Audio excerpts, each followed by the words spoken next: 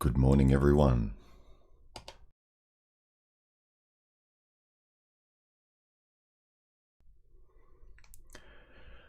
Now, I apologize for my voice. I've got a sore throat. Don't message me asking me what kind of microphone I'm using, because it's nothing to do with the microphone. So I was out at the beach yesterday with a friend, and then after he left, I stayed shooting video and taking some photos. It was a really nice, cool sunset, and this is the result. Anyway, I decided to change the picture profile and adjust a few settings so it's a lot more moody. Man, my voice sounds awful.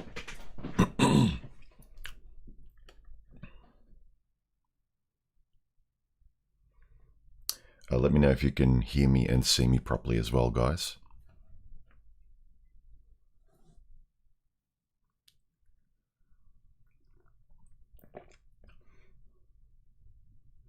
Yeah, I wonder how many people will say, man, what kind of broadcast microphone do you have? I really like it. I don't like this picture profile, actually. Apologies, but I'm just going to change it.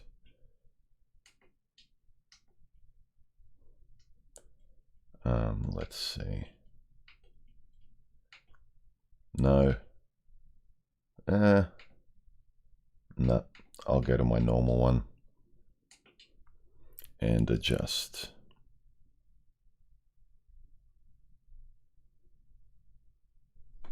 There we go. That's better.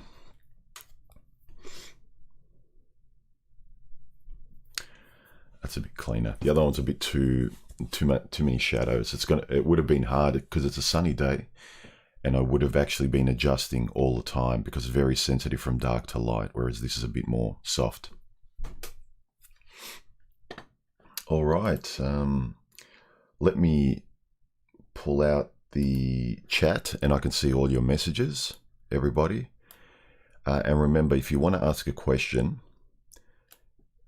make sure you put a whole bunch of emojis before your questions so I can see them on the stream. Otherwise, you're free to talk to each other, but just keep it civil.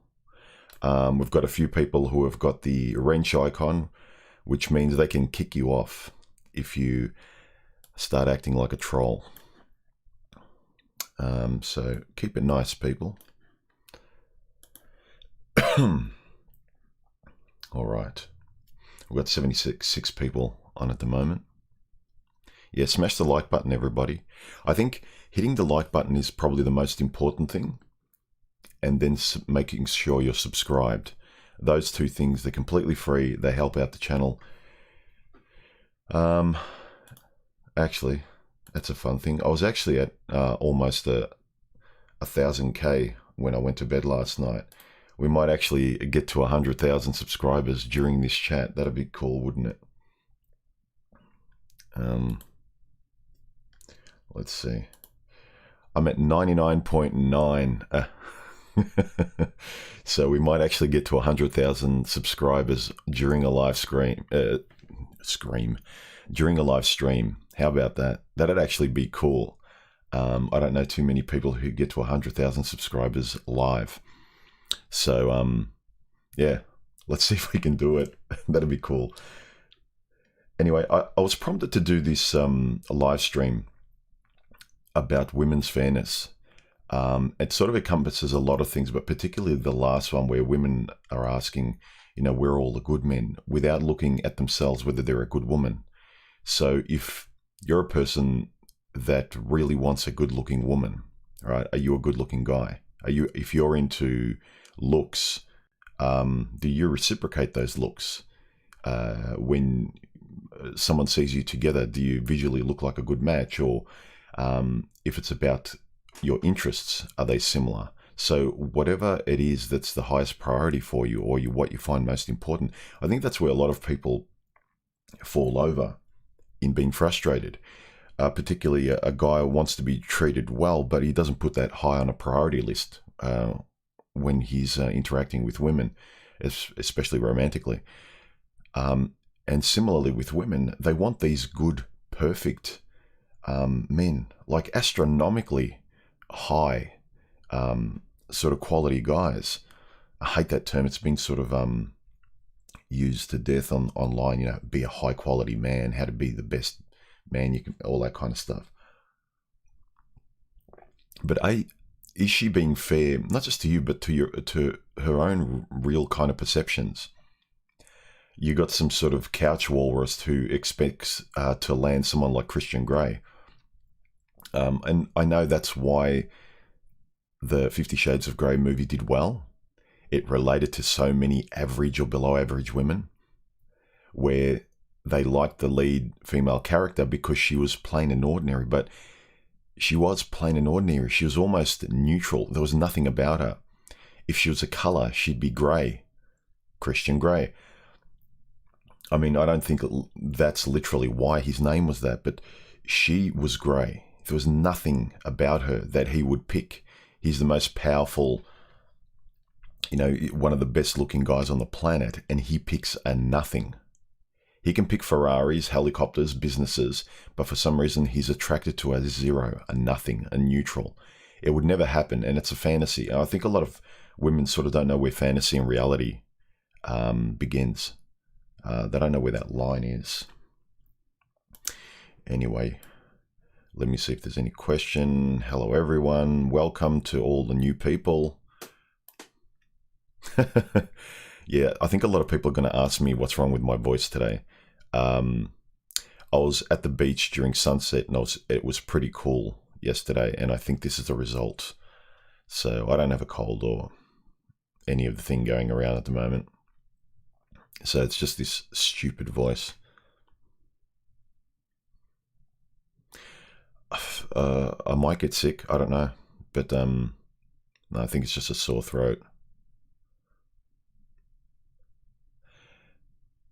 Thanks, Brett the Bachelor, for your super chat. He says, in dating, how do I test if a woman is being authentic? The main thing is pay attention to what she says. And a lot of guys, when they kind of feel a little bit of a tickle, a question, they don't ask because they want her to stay smiling. But you can pretty much ask anything as long as you ask politely or in a fun way.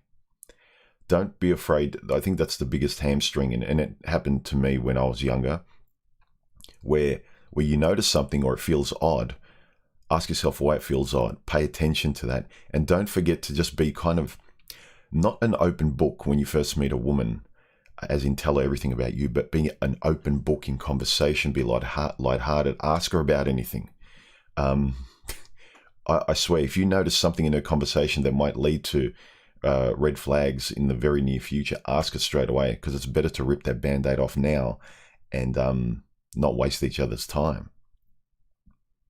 So if, I don't know, if you're talking and she talks about she's been with a few guys, or you could tell she's very flirty or very sexual, and you kind of find that exciting, but also part of you goes, oh, I wonder how many people she's been with, or you're worried about diseases or anything, you know, joke around about it with a smile on your face and just say, you know, do you have anything I should worry about?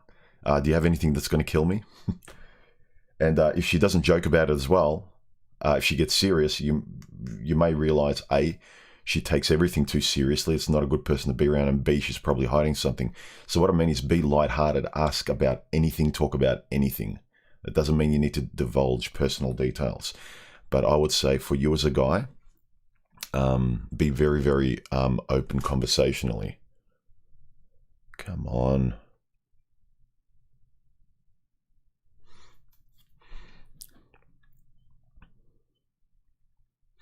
Yeah, I mean, there's obvious things like look at how she treats people, waiters, people around her, how she talks about her father, her family. Ask her to do something small for you where she doesn't benefit, and she jumps at the chance. That's a little bit trickier because right at the beginning, most girls want to, because they're in that exciting initial phase. But particularly when you start, if you agree to be monogamous or you agree to be dating, official boyfriend and girlfriend, pay attention if she actually jumps at the chance to do things for you. If the way she treated you when you first met is consistent. So later on, consistency is key, I'd say. Mr. Highway says, let's hope the voice is permanent. Yeah, this would be cool if my voice could stay like this all the time. Yeah, I've got a little bit more of a cool voice like Red Pill Mentor Tokyo. That guy's got a really cool voice.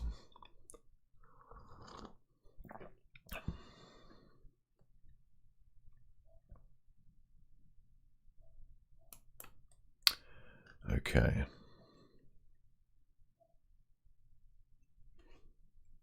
Ask sensible questions as well, guys.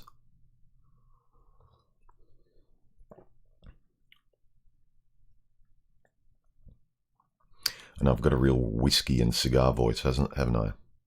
What's that actor? He was the guy with the mustache. He was in Roadhouse. Everyone loves that guy's voice. Sam Elliott, I think. Yeah. Yeah. I've got a bit of a Sam Elliott voice.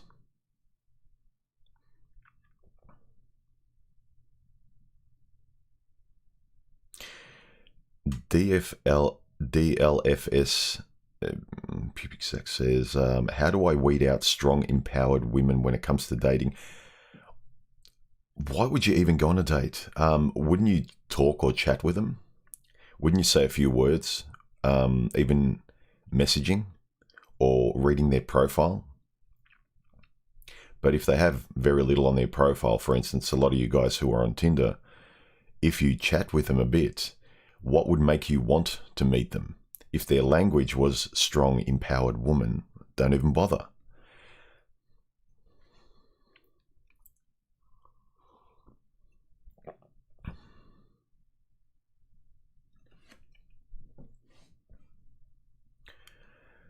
Isan Ikby says, what do you think about the black pill and lookism? Yeah, I don't know if now I just said the word, it's going to actually demonetize me. I'm not sure.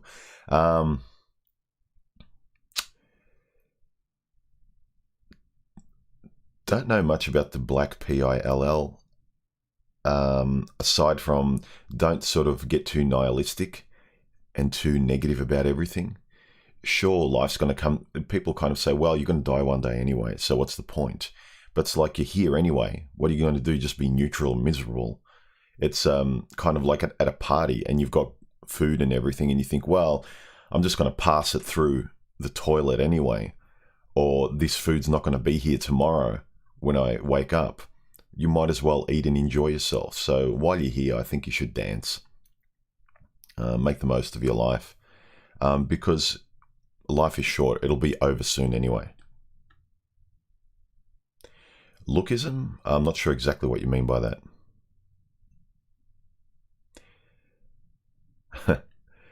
Please say, let there be light. What movie is that from? It's been in a few movies.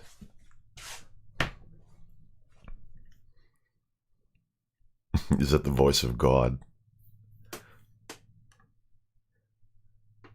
What's the ASMR like? Hello, people. This is Human here. Good morning.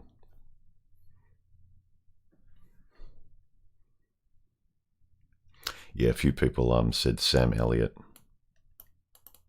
He's got one of the coolest voices around.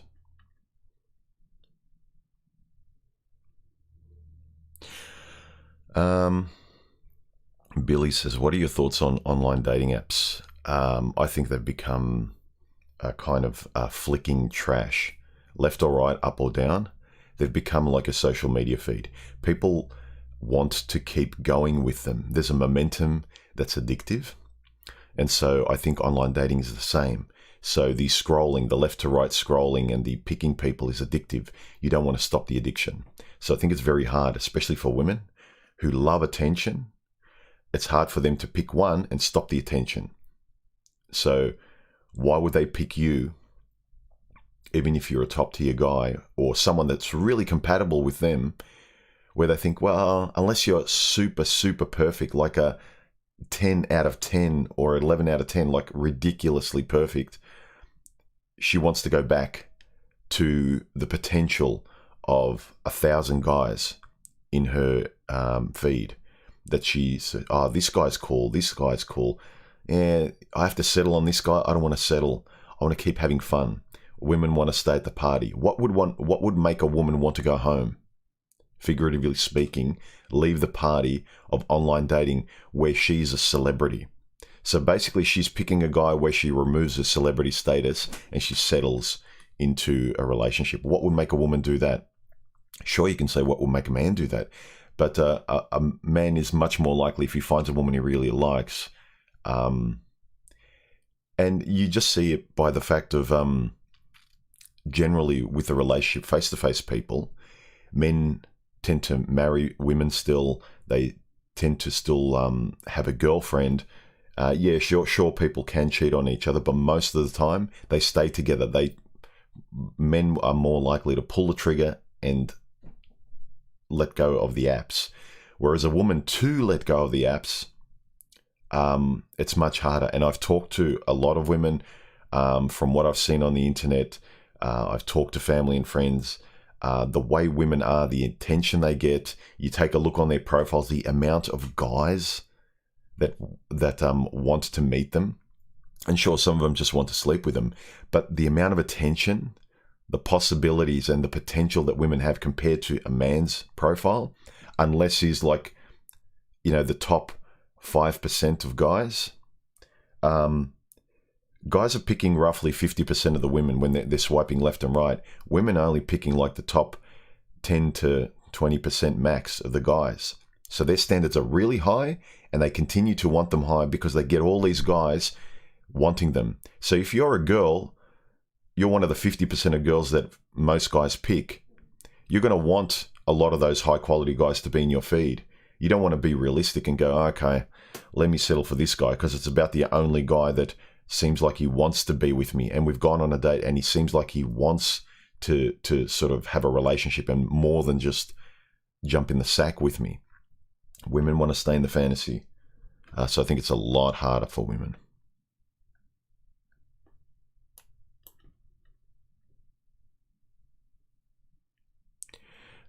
Grumpy Old Man says, hi human, Kevin Samuels recently has been doing a lot for the black community regarding relationships. Do you think there is any chance to find a similar person among white males? Look, I don't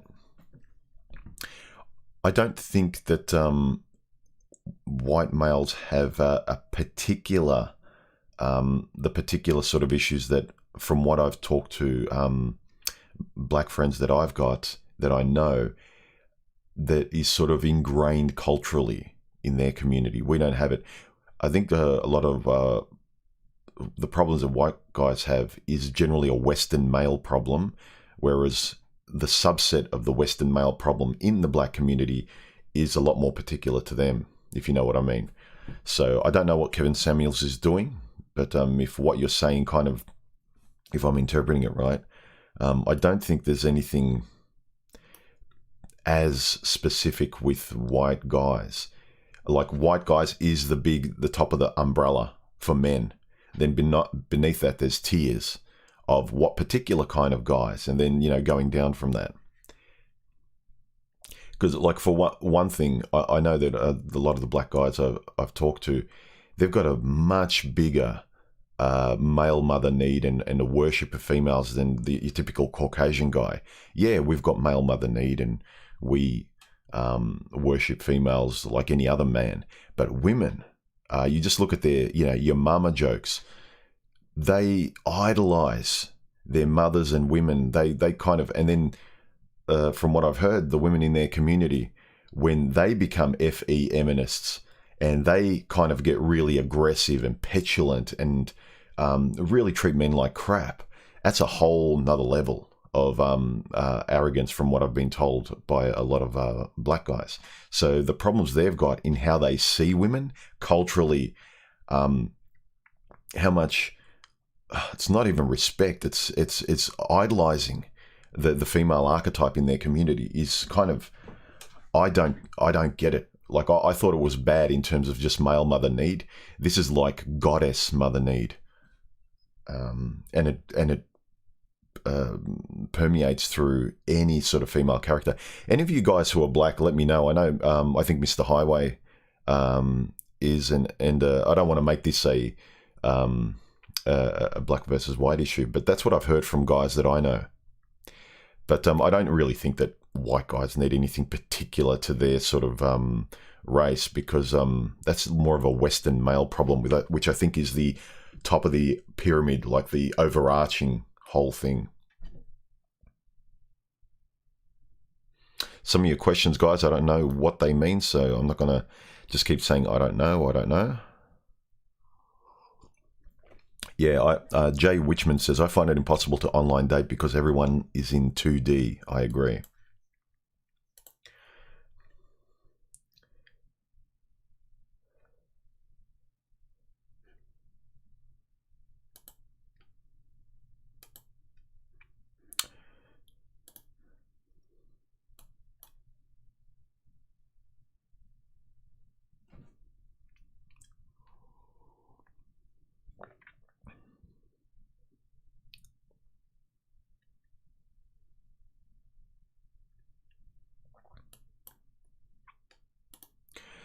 Mr. Highway asks, what are your thoughts on your peers letting themselves go? In my late 20s, I see my peer group getting chubby. I do amateur bodybuilding though. The older I get, the more I stand out. Yeah, that's correct. I think, unfortunately,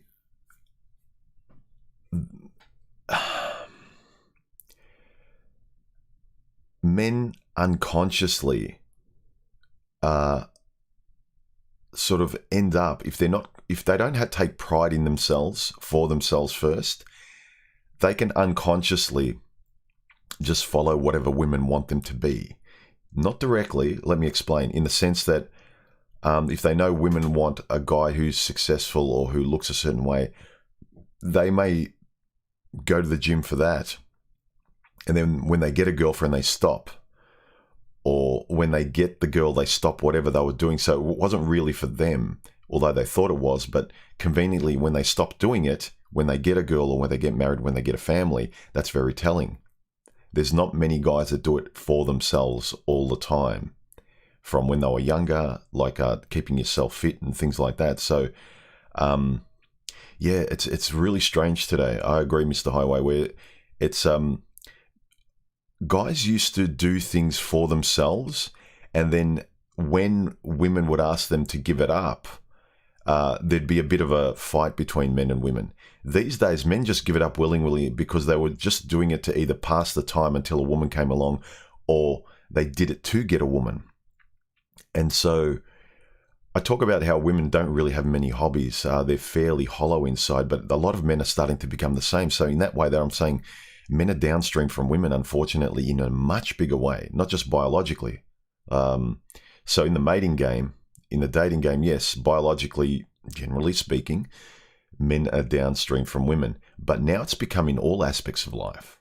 There used to be a separation, like what a guy was into, what really lit his fire when women weren't around, when he was young, before puberty, after puberty. He would always do the same kind of things. For instance, I was always a creative guy from when I was very, very young, through puberty, through adulthood. That's something that's part of me. I started playing sport when I was very young. And then later I started going to the gym, and I love the meditative aspect of it. I like the fitness aspect. A lot of things make sense. And yes, there's a degree of vanity to look a certain way, but on top of that, for me, there's a larger degree to stay as healthy as I can as I get older now, because I'm the only one that can take care of myself. You know, I'm not relying on a woman. You get a clear focus of you're alone as a man in terms of responsibility, and it's a mixture of nervousness and a good feeling of a good payoff of validation and responsibility for when you actually keep maintaining it. It's not, I'm going to keep doing this until I find something or I find the target of a woman and then I can let myself go. I don't want to feel like crap. But I've seen the same thing, Mr. Highway. I've seen a lot of guys. It's very different to when I was growing up. But life was a bit simpler as well. You know, where did you educate yourself when you were younger back in the day? It was through elders and through books. How did you meet women? Through your group of friends, a core group of friends that you can rely on, learn trust and the value of good people, and you'd go out and you'd meet another group of female friends, and then you'd interact, and there'd be like a social civility between you. And then if you'd ask a girl out, your friends would see you ask her out, and her friends would see her ask you asking her out and going out on a date. So you two better act well together and better be civil. She couldn't be a loose woman. You couldn't be a guy who'd take advantage of her. You can't pump and dump her. Both of your reputations would be ruined, because if you pumped and dumped her, you wouldn't be able to go out or talk to any of those group of girls anymore. And then your bad reputation would spread. Whereas these days, people act badly in secret. So you can go out with like multiple women, wives, and people can cheat with someone across town. So it's a very different dynamic, and people are getting more and more nervous and creating false personas. They're not being honest. So they're having like they're living separate movies in their lives while being alone. The only place they can be themselves is alone at home, and then they put on a show with everybody else they go out with. You know, across town, you're having a relationship with a single mother, and on the other side of town, you're dating someone. On the other side of town, you're married to someone. And people are having this game because it's quite normal to be an avatar everywhere now. You know, that's life. Be an avatar. Everyone does it. We do it online. That's where I live mostly. So why shouldn't I do it out in the world? I live online mostly anyway, so being a multiple avatar out in the world is no big deal, since the majority of my time is spent here online. So it's very, very weird.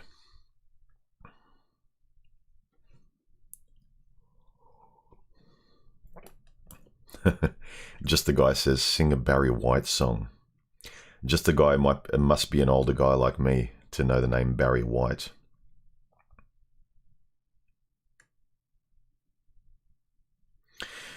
Yeah, true, Brad. Yeah, even the girls in their early 20s have let themselves go as well.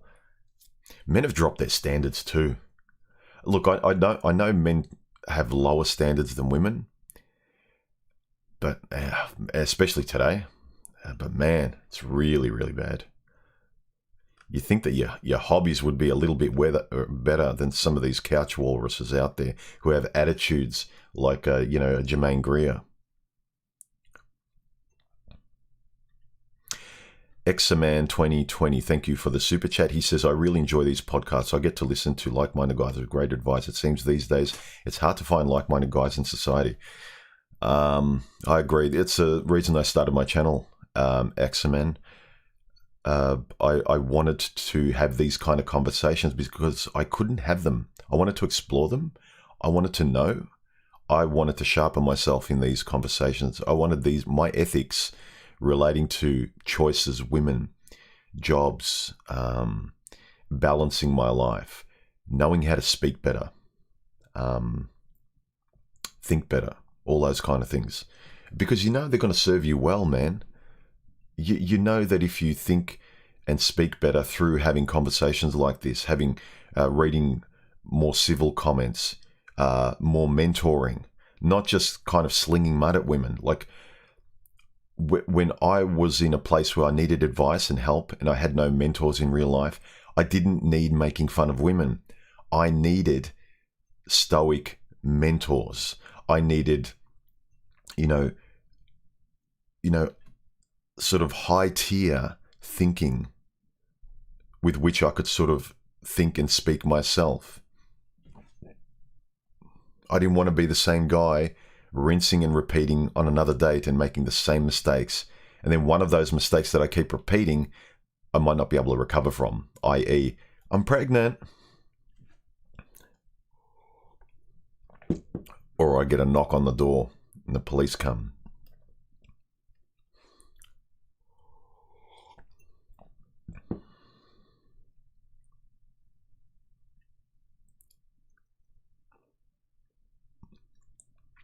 Voice of Reason says, MGTOW and Red PILL wants to eliminate women from their lives. It never used to be this way. The Red PILL and MGTOW, it never used to be about sort of like eliminating women. It was all about the knowledge and understanding by which you could actually form your own ethics. Sure, the safest route is to not deal with them, but that's a very binary approach. Because being completely safe in life is being completely neutral. So if you're completely safe, you don't want to think. You don't have to. There's nothing. What's motivating you? If you've kind of clothed yourself in an impenetrable box where you're desensitized.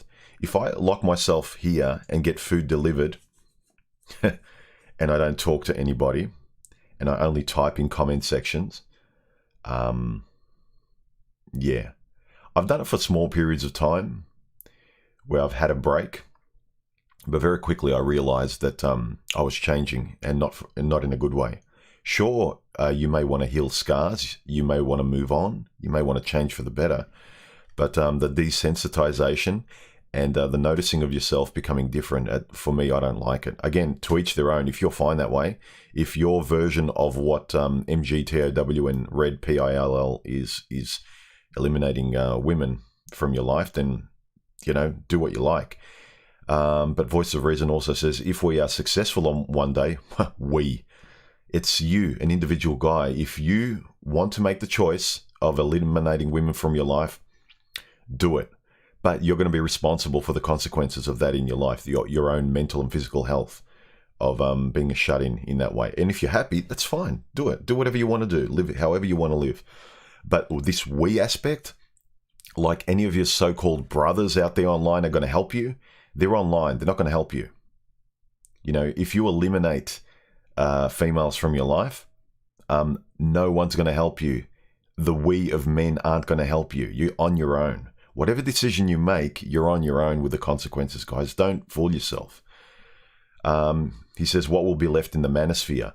Hopefully more philosophical thought, which is what, like, most people who are very naive about sort of Red PILL or manosphere kind of content, when they hear me, they don't hear what I'm actually saying. People who've started to try and take steps in their own ethics and moral philosophy kind of get that it's about your thinking. Yes, women are one of the biggest one of the biggest problems that men face. Sure. And I've often said, for the majority of men, they fix their problem with women philosophically and ethically and in a very, very real way, not just in a virtue signaling way.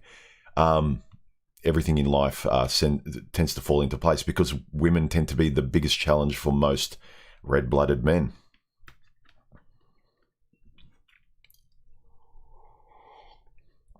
Yeah, guys, make sure if you want to ask a question, put a bunch of emojis that stand out next to your question so I can see it in the feed. I'm not ignoring you. I will ignore questions that are stupid, though. Yeah, it used to be the 80-20 rule. Now it's not almost like the 90-10 rule.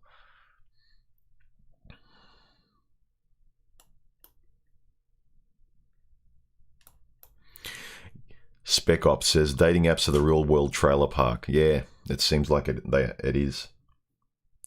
Fast food. Tinder's like McDonald's, really. You drive through, eat in the car park, and you throw it away.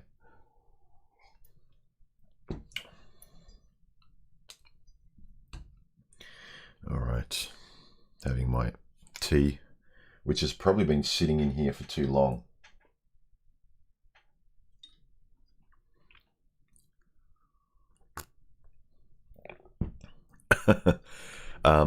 DLF's pubic sex says, Human, how many times do you think I could get away with the I forgot my wallet or I got mugged going to the can excuse before my date would figure me out?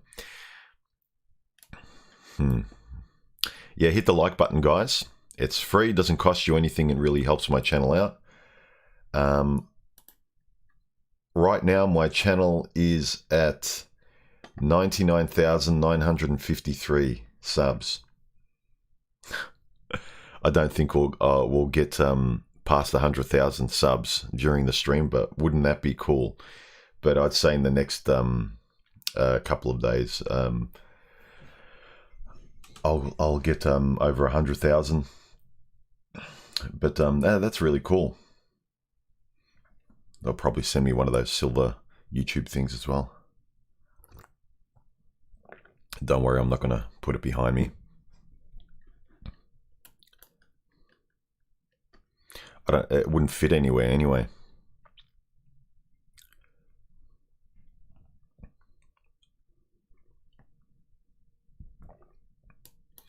Yeah, Mr. Highway says, we were all raised by single mothers in the black community. We are a matriarchy.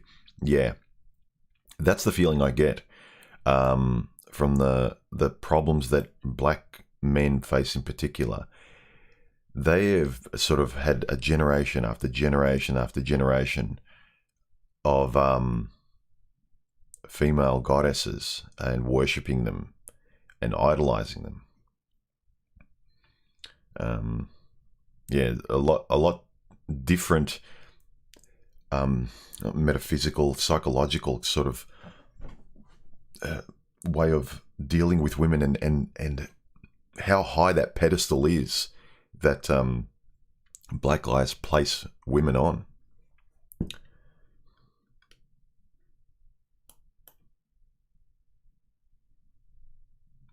Ted1775 says, Human, what is your view on religion and spirituality?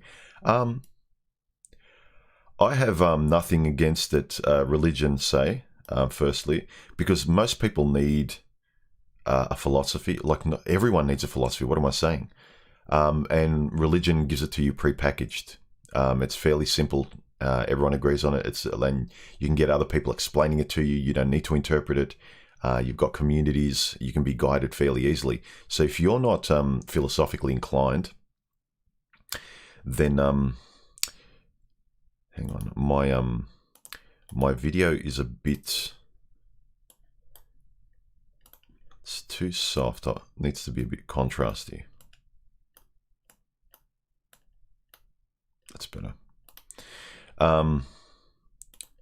Yeah, if you're not philosophically inclined, you need some sort of philosophy, and religion gives it to you. Modern spirituality, I think modern pop spirituality with the memes that women post, especially on their Facebook and their Instagram, photos of like candles and sunsets and unicorns with some sayings over the image. So, things like I believe and it will happen, and real alliterative slogans, trying to make you seem spiritually cool. I think they're trying to do what religion used to do, and people are they're not sort of they're not smart enough to believe it, because everyone's trying to be a smart spiritualist or a smart philosophical spiritual kind of person, and it's kind of like modern spirituality seems like it's playing dollhouse with what spirituality really was and should be. And I think it's making people more and more fragile, because spirituality today, it doesn't imbue a lot of strength. It imbue the sayings when you read them, and you hear a lot of these, like female, especially, and male gurus online talking from a very modern spiritual sense. They seem very fragile. They seem like they just came from therapy. They just came through the hell that they were in. They're on medication. They talk very fragile. Their philosophy,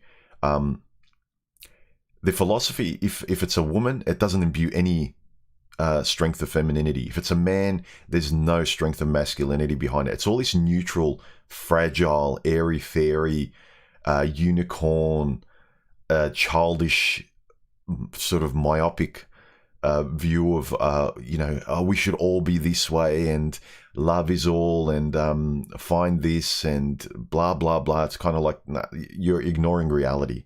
You're ignoring male and female nature. You're ignoring pain, the reality of what life is. A lot of the haptic sense of what sort of constitutes a life. Like, basically not looking at life realistically. Kind of using a lot of kind of a lexical ambiguity in modern philosophy to kind of make yourself feel a certain way, but it's not something that kind of embeds in you. I find it really dangerous, today's modern pop spirituality. It's like a car salesman that's got its hand in your pocket, even though it's not about money, if that kind of makes sense.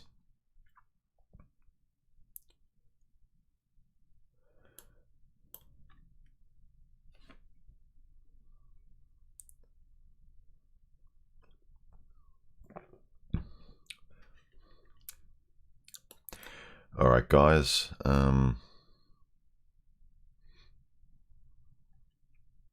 Just the guy says, people just assume overweight people are lazy, have let themselves go without taking into consideration they might have some health issue. That's true, but the vast majority are just undisciplined, and I'm not sort of in a denigrating way. Like, I got sympathy that their life isn't good, but the majority of them, when you ask them about their diet, they don't eat well. They don't have a good limit to defer their gratification. And a lot of life, like personal growth, is when you can actually discipline yourself and feel bad temporarily, go through a bit of constructive pain or resisting having something, and then later on you gain so much more. Learning from mistakes, things like that. I mean, there's no it's not puzzling why a lot of people, when they see someone who looks extreme, like a bodybuilder, or a woman looks at someone who's very beautiful, and you can actually point yourself in that direction and adjust your life, adjust your looks, adjust your diet, adjust your health. You see someone smarter, you want to read more books. You may not be like them, but it's a good barometer by which you can sort of guide yourself. You know, you look at Elon Musk or anyone, whatever you think of them, right? But it's better to aim for the stars than aim for the ceiling. Too many people aim too low in their moral philosophies today, and who they let guide them, who their gurus are. They're very lazy, because their gurus say, here's the 3 steps to making your life perfect. Really? 3 quick steps, and I'm never unhappy again? Come on. Human, what's your favorite book? Come on, this question. There's a lot of books. Depending on the time and place, there were many books that really knocked me on my ass at a particular time, and then at another time they were just good books. Favorite book? I don't know. Overall, one that just pops to mind over and over again, just a nice quick read for this kind of moral stuff. A really nice pillar in your moral philosophy is Ayn Rand's The Virtue of Selfishness. It sort of makes clear how you can have self-respect and be a little bit more self-centered in a healthier way, where it's not just yes to the world first, but it's yes to you first.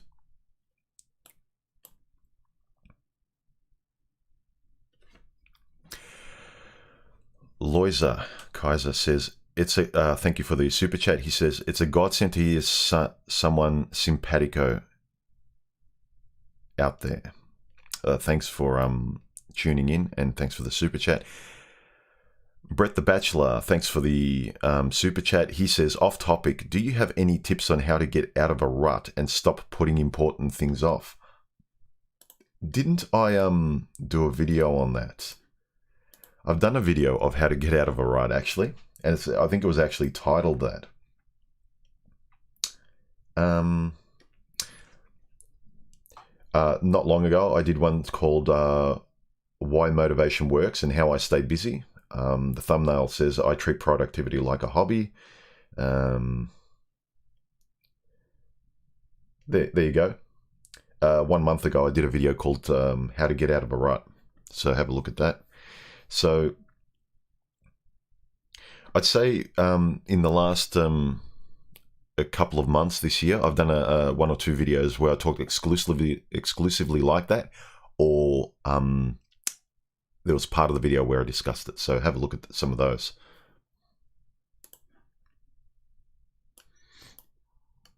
Robert R. says, women make me laugh when they say they're looking for unconditional love. Yeah, when they say they're looking for unconditional love, they're looking for a guy who will be unconditional in how he values her. No matter what she does, how she treats him, what she brings to the table, or the lack thereof, he will kind of, he will love her more than any woman he's ever loved. He'll love her more than his mother. That's what women say. When they say they want unconditional love, pay attention to what they want. Women don't say, I want to give unconditional love. They want unconditional love from you. It means there's no conditions by which you're going to lie down in traffic for her. He says they know they're going to test you with irrational behavior time after time. They want perpetual forgiveness. Yes. It becomes a game. Oh, look, I did and said this, and he said nothing. I did and said this, and he still gets on his knees. He still loves me. Let's see how far I can go. And then that becomes the pattern with her.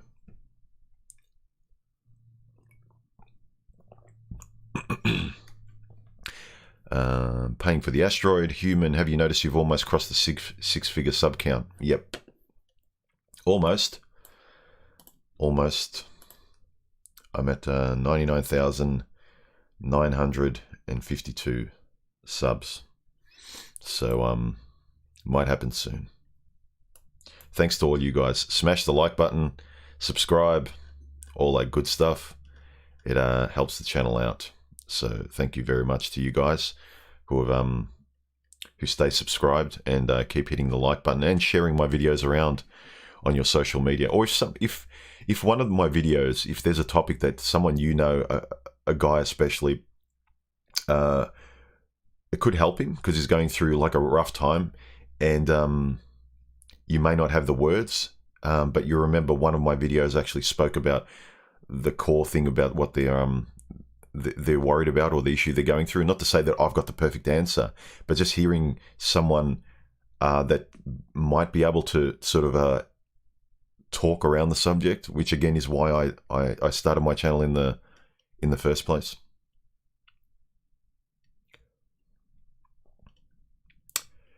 Key himself, thank you for the super chat.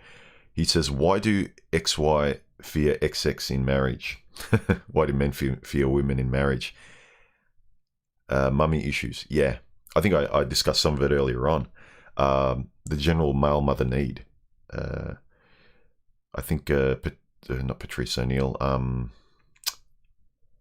Dave Chappelle said a woman's test in life is material. A man's test in life is a woman.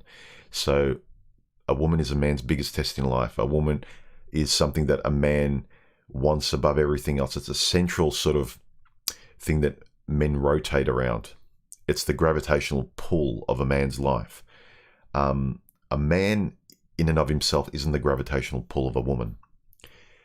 He can facilitate a lot of the stuff that a woman has as the core of what she wants in life. He can make it happen. Without him, it won't happen. But he's not the core. He's not the center, unfortunately. The rules by which we used to engage with each other in the dating game socially used to make women respect men more as belonging to the core, even if they found it hard to. But now that we've removed that, it's fairly telling. When society tells women they don't have to care, they can do whatever they want, and they don't have to treat men well, you see that they don't. They don't treat them well. Men could always treat women badly, but on average, men as a society, we treated women well, we protected them. And women can say, well, that's because women are baby-making factories. Whatever the case is, we still valued women. Doesn't matter what the case was. We valued women for their nature. We appreciated kind women. A woman smiling at you would always make a man melt. The nurturing, soft aspect of women would always make a man give up everything for her. So it's not just that, oh, well, I'm just being nice to her because she can make babies. The instinct from a man is always protect and provide for that which is weaker, whether it's children, animals. It's why a man's best friend is a dog. Just he likes taking care of, and he really will give so much of himself for that which is weaker than him, that may be dependent. So a man likes to really give, and he gives a lot. He gets a lot from it. But now that the primary object through that he gave a lot of his life to, and that he did a lot of things in life for, the woman, he realizes that he feels like a clown for doing it, because she's not even a nice person anymore. She's not doing anything for you. She's not treating you well. And by doing anything for you, what I mean is she's not doing the smallest thing. Like most guys, you point to, what does she do for you? She does nothing. Most women just show up. But a man doesn't get a date, doesn't get any further if he doesn't keep doing things. It's just very, very telling and very sad. And that's why, again, when women keep saying, we're all the good men, it's kind of like, what kind of woman are you that deserves a good man? What do you do? What can you give a man? What qualities do you have for this man that you want that's up here? You know, if you want a man that's kind of like a 9 out of 10, are you at least a 7 out of 10? Or are you a 1 out of 10 who wants a 9 or 10 out of 10? It's just the unrealistic dollhouse fantasy nature of women wanting relationships and crying. They're like a spoilt rich kid who just doesn't get everything they want because they've been used to it. And now they've grown up and they have to get a job. It's like, boo-hoo, why can't I have everything the way I did when I was a kid and I had my rich daddy giving me everything? That's the kind of mentality. They just act like spoilt rich kids in dating, in what they expect from life, and especially from men. When you ask many women, what can you provide? You want this high quality man. Your aspirations and your ideals and your wants and what you feel like you're entitled to is up here. All right, fine, sweetheart. What will you provide for that man? Why should he choose you? And if the only response is, well, what do you mean? I'm fantastic. They can't provide an answer. What can you provide? What are you good at? How would you treat him? What qualities, what virtues do you have? And you make sure you tell these women, don't mention anything you're good at that's got to do with the bedroom. What human qualities do you have, particularly as a female, that men would appreciate? Why would he give up everything in life and settle on you and devote everything to building a nest with you? What qualities do you have that stand out? Usually it's nothing. These days, a man can blindfolded throw a dart at any woman and just cross his fingers and marry anyone. What's the saying? You're better off marrying anyone just to give a house to later on.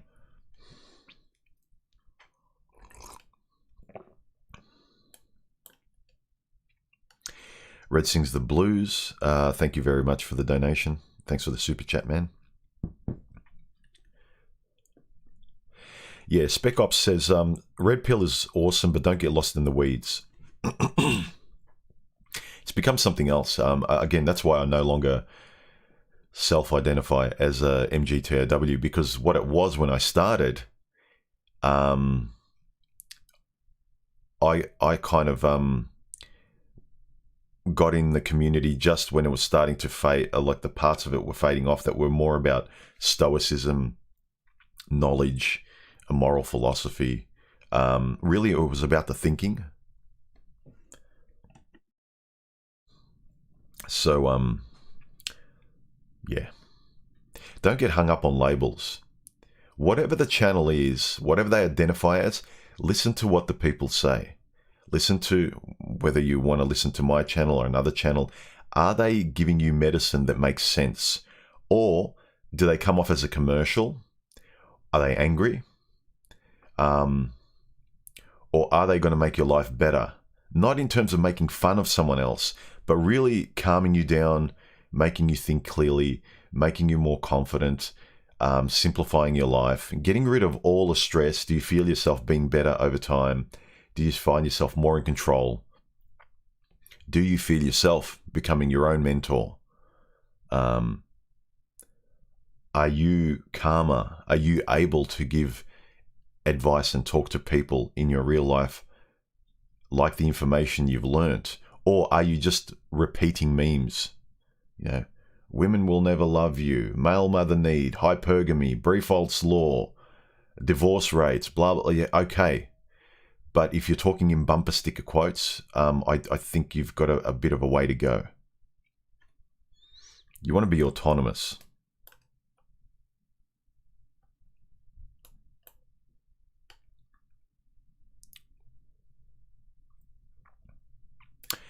Ray says, if you had to name one reason why most women aren't introspective about themselves and grow intellectually, what would it be? One reason? They don't have to be. Women are told they're fantastic as soon as they're born. They don't have to become anything. They're so great that a man just needs to pick them later.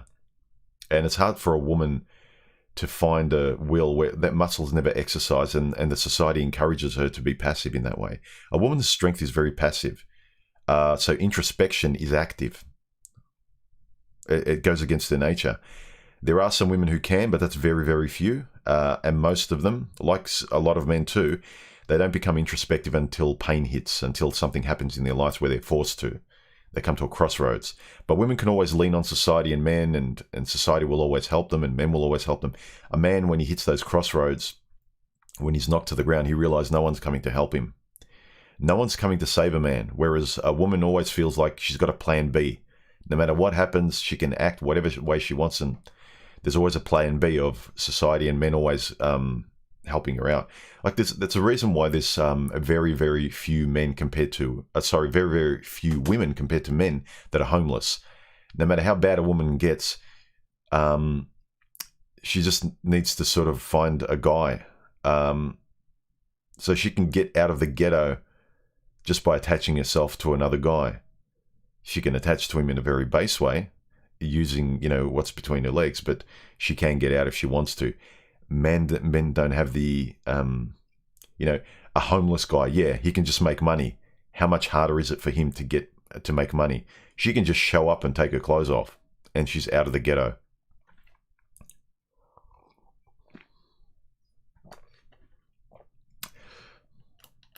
Let me zip through some of these questions. Mr. Highway says, I find it amazing that men don't get bored of women. Celebrities go through thousands of women. How can they not get bored? Yeah. Especially if it's the same kind of woman over and over again. Say if you're a good-looking guy and you just go after woman after woman after woman, and they're all different, but they all imbue the same characteristics that frustrate you, and you never get past a certain point. There's never any consistency long enough that you stay with a woman long enough because she keeps exhibiting the same changing, chaotic, drama-filled, insecure, not knowing who they are, aspects that kind of frustrate most men. How many of those women that exhibit the same traits do you have to go through before you kind of slow down, or at least find them less and less interesting? When I see guys my age still frothing at the mouth over women like they probably did when they were 12 years old or 13, it's like, man, you're a one-trick pony. Sometimes I wonder if it's subconsciously like they have nothing else, that lights their fire other than women. They don't have a hobby, they don't have an interest, they don't have a mind, they don't have intellectual curiosity.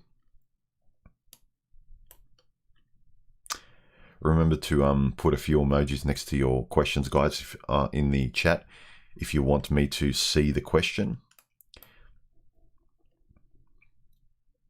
Hit the like button, subscribe, hit the bell, guys. It's free. Adam says, stop sipping into the mic. I'll try and be quiet.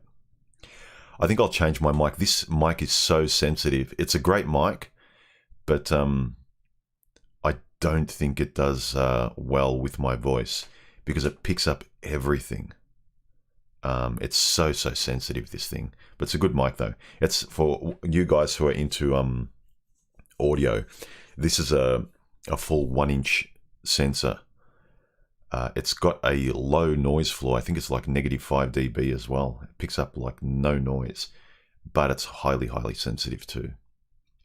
I love it. It's my best mic, but might be a bit too sensitive.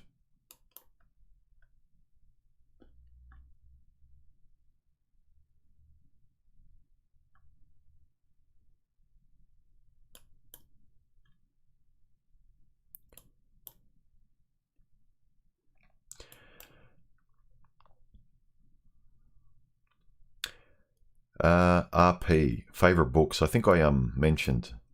Go to my blog as well. I put it near the bottom of the page.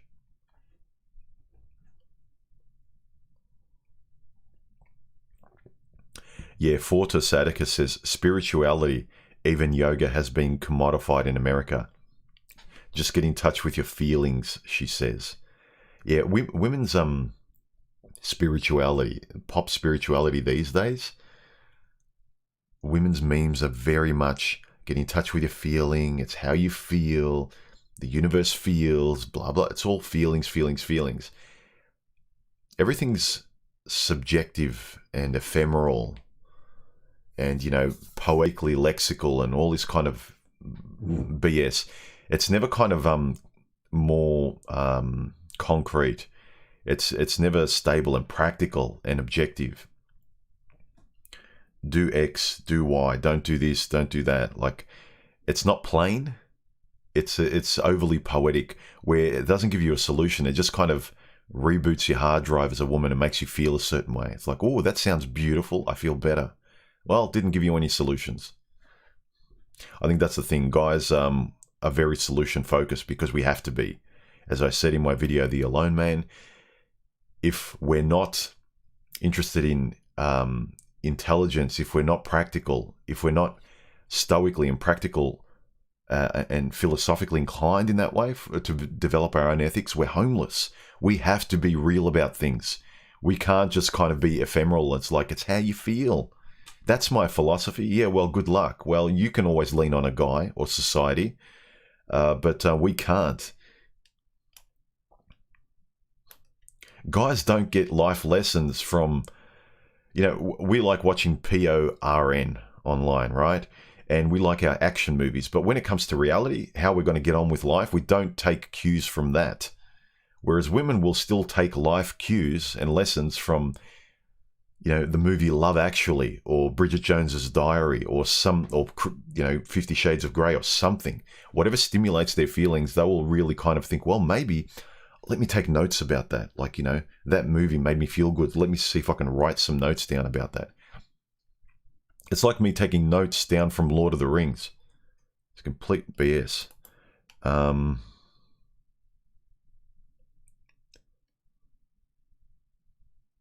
August Line says, women can only conceptualize spirituality through their narrow view of morality. Yep.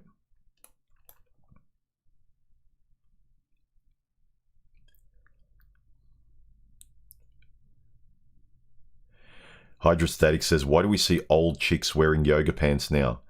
Yeah. Oof. I think they're like, women have become so, they're trying to, and I think they've kind of, their egos have gotten to the point where they're becoming like the worst kind of guy. You You know, you had those guys back in the day where they didn't care if they had a massive beer gut. They just walk around in their shorts and they think they were God's gift. You've got women like that. But the point is, men really value objective beauty, what we see. There's a difference between ugly and beautiful. Because a guy kind of knows that his primary value isn't how he looks. To women, an egotistical guy, even if he's delusional, can get away with thinking, oh, I'm God's gift to women, because even if I've got a big gut, he doesn't care because he's got other things he can offer. He's got a high sense of himself. He might be powerful. He might have high status.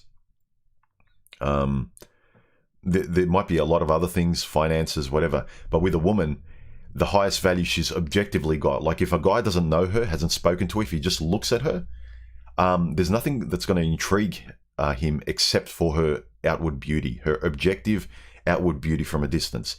And if she's fat and ugly, it's kind of like, well, I'm not going to even bother going in that direction. That direction of looking at that walrus, that kind of that's detestable. That kind of resists me. I'm going to go in the opposite direction. It's like an opposing magnet.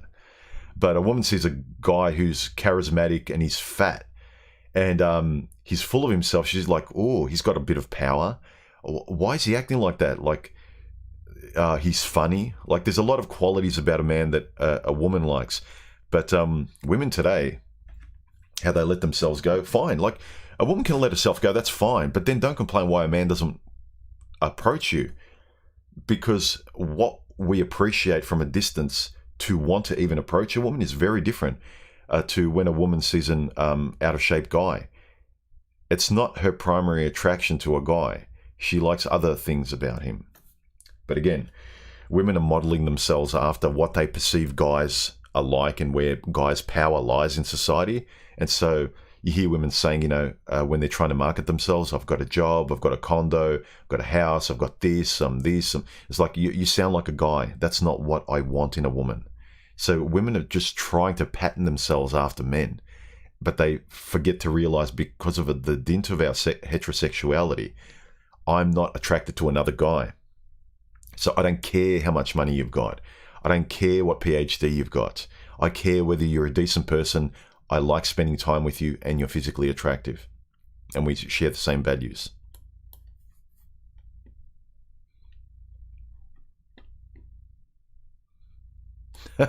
Boffin says, when you hit 100,000, please sing I Did It My Way to us. I've got a bad singing voice, man.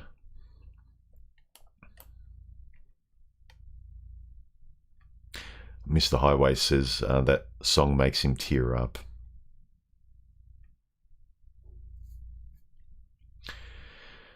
Yeah, I'm with you, Mr. Highway. Like, there are people who have hormonal issues to do with their weight. I can appreciate that, but the vast majority, it's due to diet, discipline, and lifestyle. Most of it is it's mental fortitude.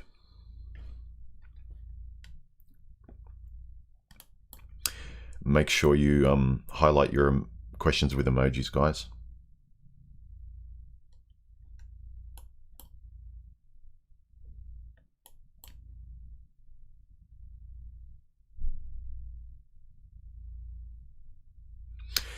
Lee says, modern spirituality is based on arbitrary standards. True God-based philosophy, not religious, but biblical, is based on absolute standards.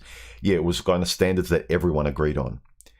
Everyone's trying to make their individual philosophy that's so vague and so mysterious that I think people are just wanting to be attracted to others because they've got a mystique about them. You know, what do you think about this, sweetheart? I don't know. Whatever. And they think this mystery about them is enough to keep you there. After a while, it gets old. People, I can only commit to something that seems concrete, that seems clear, that I can understand. If you're vague and I can never understand you, then I never feel secure around you, let alone wanting to commit to you.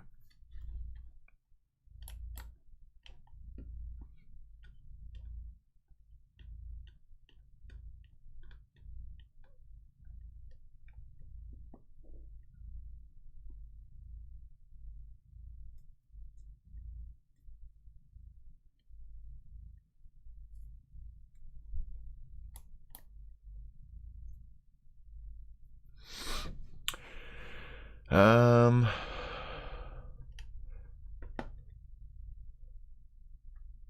Max said, I saw a profile that said, I am a woke Christian woman. I couldn't run fast enough. Ooh. This is what I mean.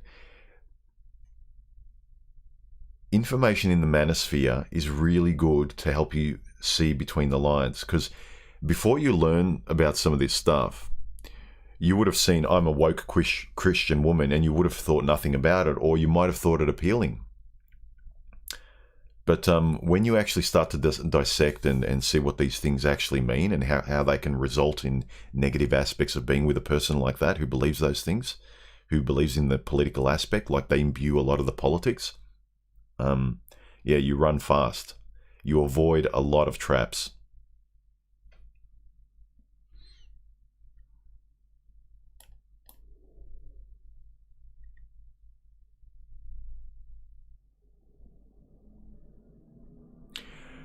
Me says, I'm 56, never married, lots of women, always drama and expectations and disloyalty. I miss the company, but in the end, it's never worth it. What do you suggest? I feel my isolation equals peace.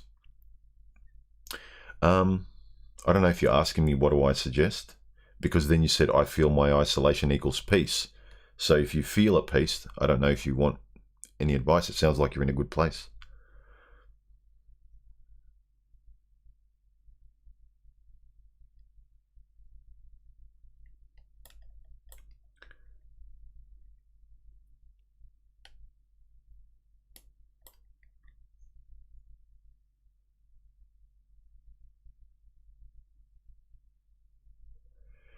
Richard says, here's a thought about procrastination. You don't have to do something with your life, just do something with your day. Excellent, excellent aphorism, if you like, or saying. Focus on doing something small. I was talking about this with someone the other day, is I kind of always have something to do casually. I'm not very strict about, like, I have to do this week. I don't make things big. I just have things on my list in the morning as small as, wash the dishes, go to the supermarket, write, whatever. So if I cross one thing off, I feel like I've done something for the day. And you might think, well, that's nothing. You need to cross off big things. But if you never get used to crossing off little things, you'll procrastinate about the big things. Always try and check something off your list for that day. Some days you check off 7 things. Sometimes you check off 1 thing. But if you're always checking something off and one day you happen to check nothing off, then at least that's just one day that was kind of neutral. But, even making your bed in the morning, check. Brush your teeth, check. You get used to doing things and keeping yourself beholden to things. Even simple everyday things, get them done. And everything else is a bonus, guys.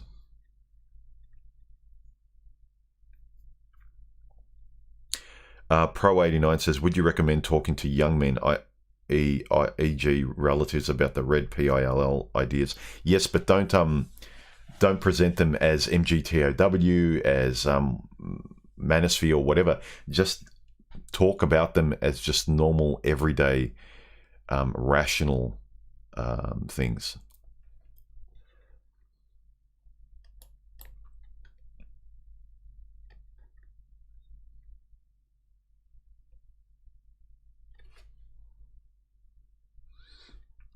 Guys, if you're rude, you're gonna get banned by. There's a few people I've put. You'll notice there's people with the wrench next to their name. If they notice you saying anything disrespectful or acting like a troll, they'll just ban you if I don't notice you myself. So be civil.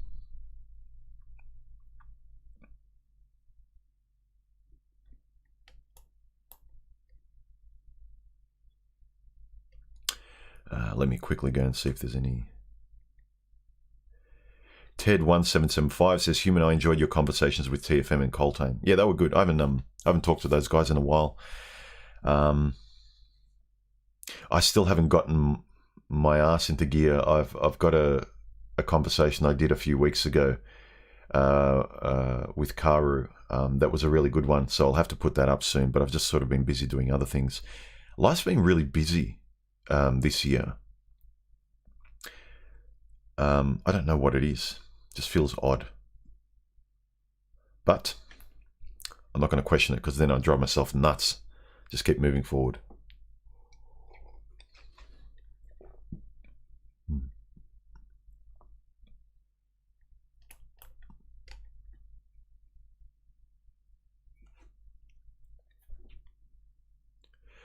Rapid Fire says, does an extrovert woman really want a man?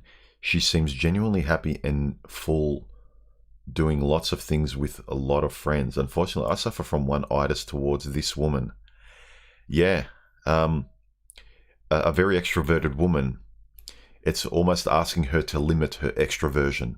Like, she's always kind of spraying herself in life. Friends, family, dating, doing what she wants, travel, shopping. A committed relationship almost limits her now. So yeah, that's something to consider. Unless you're an extroverted man who's kind of spraying himself in life everywhere, in a lot of directions, and you can't sit still. If you're an extroverted guy, then yeah, you can get along with an extroverted woman, but you're always going to be on the move.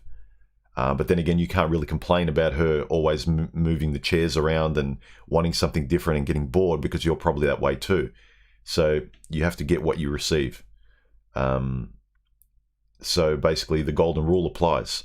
But like I'd say, most people who listen to my work are more introverts, or people who like their own space, who don't have a problem with solitude. They're introspective, so they're comfortable with stillness and being a bit more grounded. So yeah, beware of extroverted women, because they're always moving. They'll get bored, and that saying that she's not yours, it's just your turn, really applies with extroverted women, I think.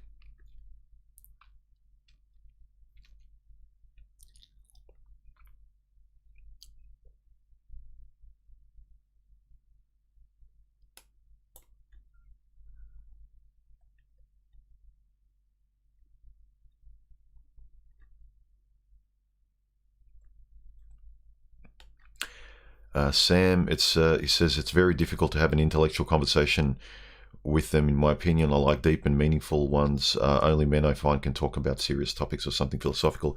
Yeah, generally myself as well. I haven't met very many women who I can talk philosophically with.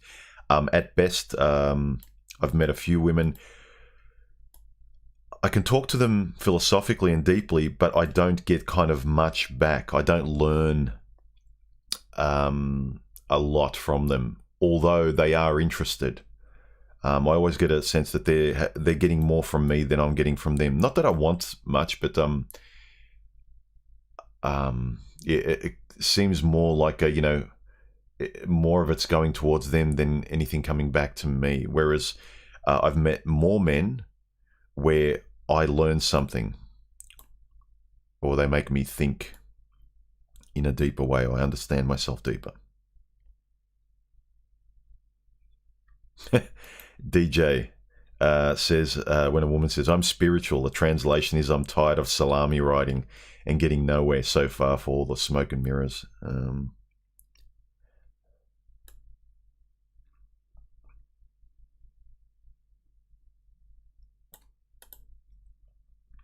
ZX says, have you ever had made a decision where each result has a severe externality?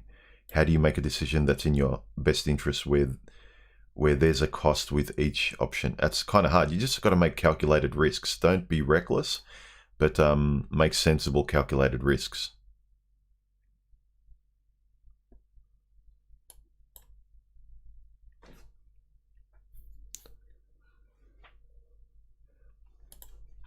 The Nyack says, people today don't seem to understand that feelings are just data, but are not themselves an indication of fact.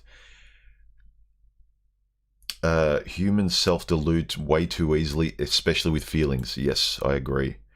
Look, human beings will rationalize their feelings. A lot of times we don't make decisions. Our brains will rationalize feelings, and we interpret them as making a decision.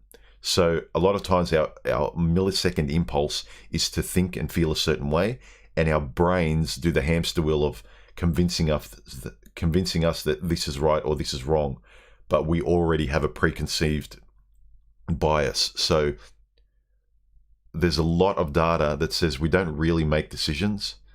We just confirm our biases. But the analysis makes us feel like we're making a decision. Not to say that you shouldn't think as logically and rationally as you can. Don't just go by your impulse.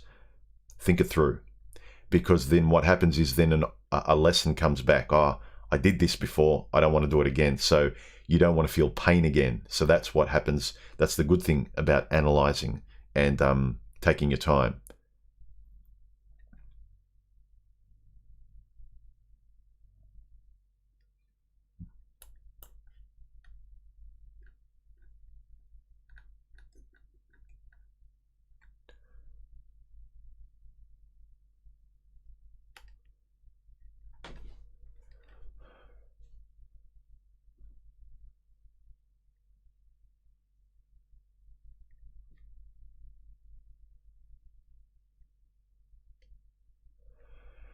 Some of your questions, I can't make sense of them. The grammar's a bit bad, so I don't know how to interpret it. Sorry, guys.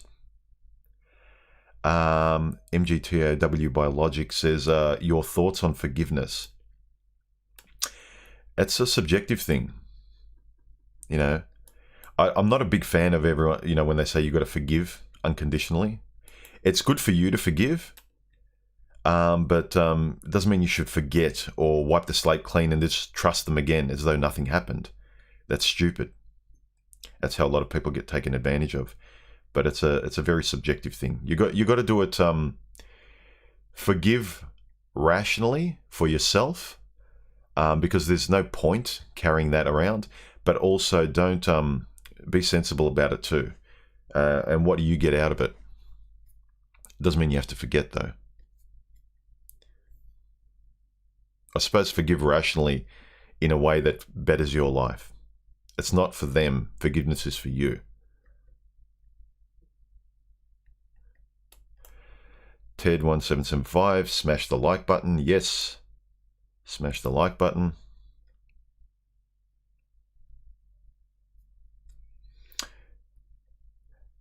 $45 people before I get to 100,000 subs.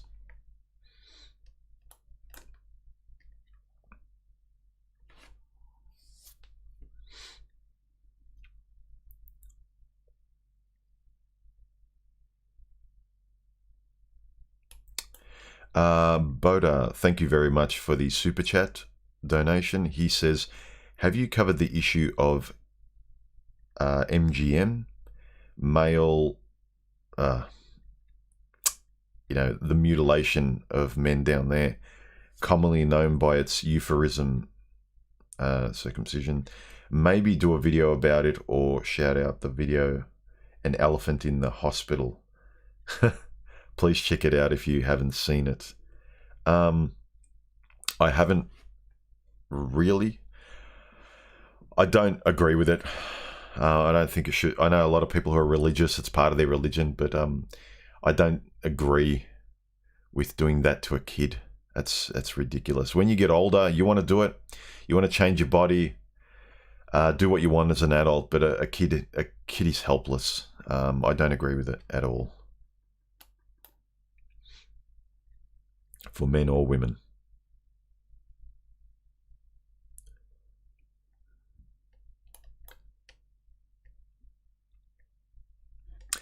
Lee says, men want validation and respect. Modern entitled women don't understand those concepts, hence why they don't connect beyond the physical. Yeah.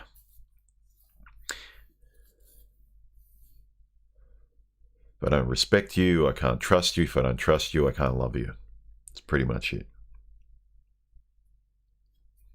Zone Television says, question, most of your conversation seems to pivot around the psychological schisms that would seem to be motivated by physiological impulses.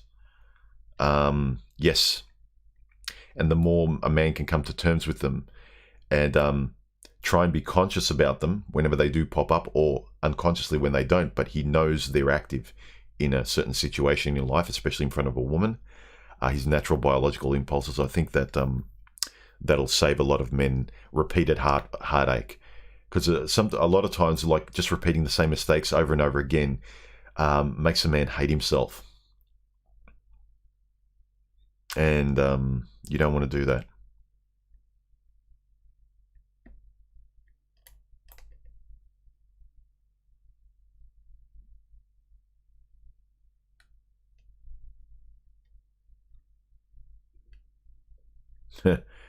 Dragon Root says, watching Human makes me want to go to Australia.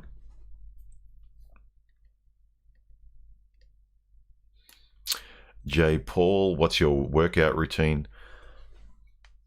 I try to work out every day, but I don't work out like most people. I don't go to the gym for 2-hour sessions. If I do like a 10-minute workout, I'm happy. So whether it's morning, night, or morning and night, while I'm, I don't know, heating up soup or making dinner, I'll do a 10-minute workout on a body part.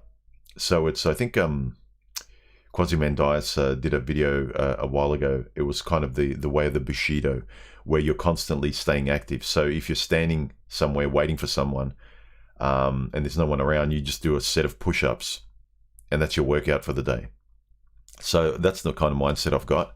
So I'll always be aiming to work out every single day. But realistically, I'm happy if I only work out 4 or 5 times a week. In that way, like 10 minutes here and there. So I don't like empty time. I always like doing things. And if I'm sitting there, I kind of know I could just be doing, 30 or 50 push-ups. Done. Or I could be going for a walk. Done. So that's how I approach working out. And I try and watch what I eat. That's it. It's not rocket science. Nero says, please don't cry like Mundane Matt when you reach 100,000. Who's Mundane Matt?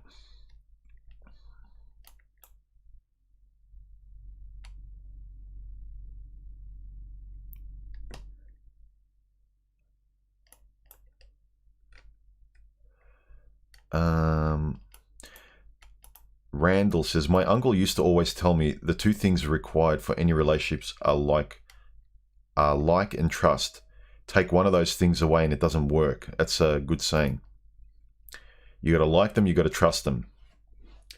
I remember, it's so simple. Sometimes a very sharp, simple saying is often the best. I remember Monday, when he had his channel up, used to say, I want a woman I enjoy spending time with. And enjoy spending time with means a few things. It's kind of values, morals, you find her physically attractive, blah, blah, blah. But just enjoy spending time with all the time. It doesn't mean you need to be attached to the hip, but if you enjoy spending time with them a lot, as much as possible, that's a great indication. You don't have to worry about much. But if you find it hard, if relationships are hard work right from the start, you probably shouldn't be around them. You have a lot of things that aren't common. I haven't got to some of the comments. There was a lot of comments. The last video was pretty popular. I have no idea why. Maybe because it was the filming actually worked out well. I shot it at a beach.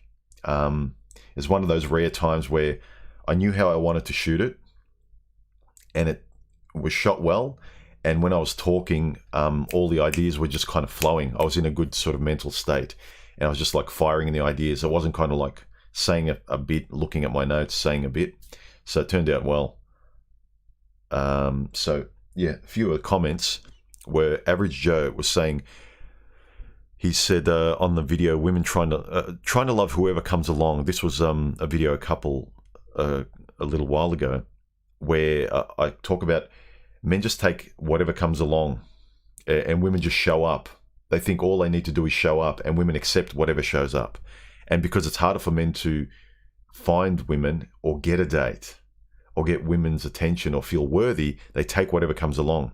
And he said, women say, where have all the good men gone? And men say, have you checked your friend zone? That was funny, but true. Like any comedy, the funny things have a lot of truth behind them. Levant, let me enlarge this so I can read it.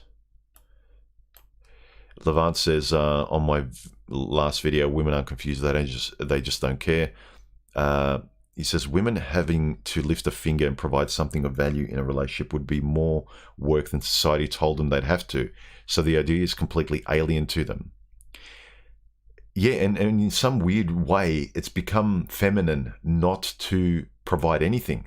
At least before, part of femininity socially to get a man was how you looked, what you could provide, whether you could cook. Men don't care about cooking or cleaning. It's that a woman shows caring, or she does something externally to show that she cares for this guy beyond the bedroom. Now it's become a virtue through society that a woman does nothing. So of course she feels empty and lost and doesn't know how to get a man, and where have all the good men gone? Because you got no compass by which to get men, because you can't do anything, you don't want to do anything, and you think that you just showing up and being valued by the thing you just got spat out as a female, that's enough. It's like, it's stupid. Anyway, MGTOW Maddie says, so if you say we're all the good men, they are implying that the vast majority of guys are not good, i.e. bad. Yeah, that's a good point. So all you men are bad. Why can't I find a good one? So if they're talking to you saying, why can't I find a good man? They're saying you're not a good man. He says it just supports the 80-20 or now the 10-90 rule or 90-10 rule. Clarence says, they asked, what do men bring to the table? Well, we probably built the table that we bring stuff to and built the house that the table sits in, and lumberjack the trees and make the boards that the house is built with that surround the table that men built to put stuff on, and pay for most of it from the jobs we do to have the house and the table. Now, what do women bring to the table? Well said, Clarence. Natural Suntan says women aren't for the video, women aren't confused, they just don't care. He says, if you want a good woman, you have to be a good if you want a good man, you have to be a good woman. And since there are hardly any good women in this day and age, these women should not be asking such questions. Yeah, they should be asking, what kind of woman am I that deserves this high status man that I feel entitled to? Sorry.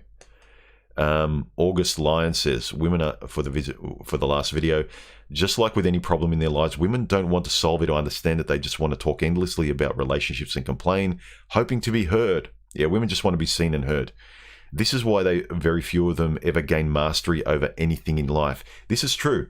When men talk, we want to understand so we can actually act in life, because if we don't act, we don't get anything. Women just want to be seen and heard and noticed because they get things by being seen and noticed, i.e. by other men. If they're loud enough, they talk, they complain, they will be noticed. They're the squeaky wheel. We're the grease. But we need to figure things out. Nothing works in life. We don't feel rewarded unless we can act on it. So the meaning behind what we say needs to matter in terms of its application. Paul P. On the last video, he says, I like to rephrase some questions to get a better understanding of them. For the question of where have all the good men gone, it will be, where have all the hot alpha men who used to hit on me gone? Yeah, that's where most of the where have all the good men gone comes from women who are middle-aged and beyond. Ren Z, who is a female, I wanted to put this comment in just to illustrate why I make some of these videos, you know, that try and communicate where have all the good men gone. And this, it's not picking on Ren, but this is your typical woman.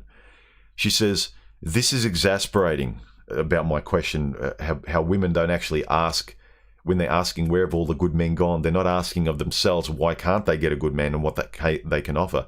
Ren says, I am a top-notch woman. I have a PhD, my own business, and completely financially self-sufficient. I am fit, that's good, have numerous talents, okay, that could spill into conversation, and am generous to men. Yeah, okay, your language doesn't suggest so. Where do you get your crazy ideas from? It is loser men who cannot keep up with women like me and then complain because they never made anything out of their lives, exclamation mark, exclamation mark. You women who end up alone with cats and eating out of ice cream tubs. Men don't want to keep up with you. Men don't want to chase you. A man feels good when he's leading a woman. if he has to chase you and keep up with your PhD business and whatever that he's not attracted to, stay high value woman, if you want. Stay there. Let me know in the future what kind of guy you get. So this is the thing. Women can do whatever they want. Be this top-notch businesswoman with a PhD, financially sufficient. Fits good. It's about the only thing. But I think you put that in there because of your vanity. But there's nothing in there that you care what a man finds attractive, and you're talking down to men. It's loser men who cannot keep up with women like me. Or you sound like a treat. You sound like a woman that a man wants to ask out. You sound like a woman that a man wants to kind of take care of and protect. Why would I want to protect someone with your personality? It's ridiculous. Anyway, I just wanted to put that as an example. Not to pick on... thanks for the comment, Ren. I'm not upset or anything. But this is exactly the thing. Women don't listen or care what men want. And if you don't want a man like me, that's fine. But don't degrade men and think like men don't have needs. We have needs too. You can't be that egotistical and solipsistic that I only care about a man I can use and look how great I am. Like... There's no point me saying, why can't I find a woman if I don't consider what a woman wants? I know that a woman wants certain things in romance and to be protected and be provided for. There's certain romantic things that I don't give a crap about, but I know that a woman wants it. And I have to give something to the female that she wants, even if I don't have a clue what it is, how practical it is, and it doesn't mean anything to me. But I have to consider her. I have to give to another. You don't want to give anything. You think you're fantastic, and a man should. You think you're a Ferrari, and you're upset that why guys don't. No, actually, Ferrari at least men like. You're like endless shoe shopping that you can't understand why men don't like because you like that. Everything you said is what you value in a man, and you can't understand why a man doesn't value all of this stuff. Man doesn't value this aside from you being fit, but that's more to do with your vanity than anything a man wants. Anyway, I'd like to see what you guys think about that. So again, I'm not angry at Ren, but it's kind of frustrating that women don't care what men want, and they don't care about why they're frustrated themselves. They can't find this strong man when you've got all the strength. Two people that are the same will not last very long. You have to have complementary differences. Physically, a man fits with a woman. He's the presence, she's the absence. He's the strength, and he likes taking care of someone who's weaker than him. Women like someone who's taller than her. Do you mean that? Do you want to be taller than your man as well? Like all this stuff that's ignoring nature is just really frustrating. This is what I have no patience for women saying we have all the good men gone when you've got these kind of attitudes. It's just frustrating. You don't care about the answer. Anyway. JJRJ93 says, if someone said this to me, I'd ask, what is a good man in your eyes? Yeah, and I think I'd be dissatisfied with the answer. Yeah, just like Ren's previous answer. That's the kind of answer I'm dissatisfied with. Because no one's happy. QSTY, he says, the question, where have all the good men gone, is also a type of gloating. Yes, it means something like, no man can measure up to how awesome I am. Yes, like Ren. Like these wonderful, strong, independent women that men are just intimidated by. No, we don't like. We can't get it up for you. We're not attracted to you.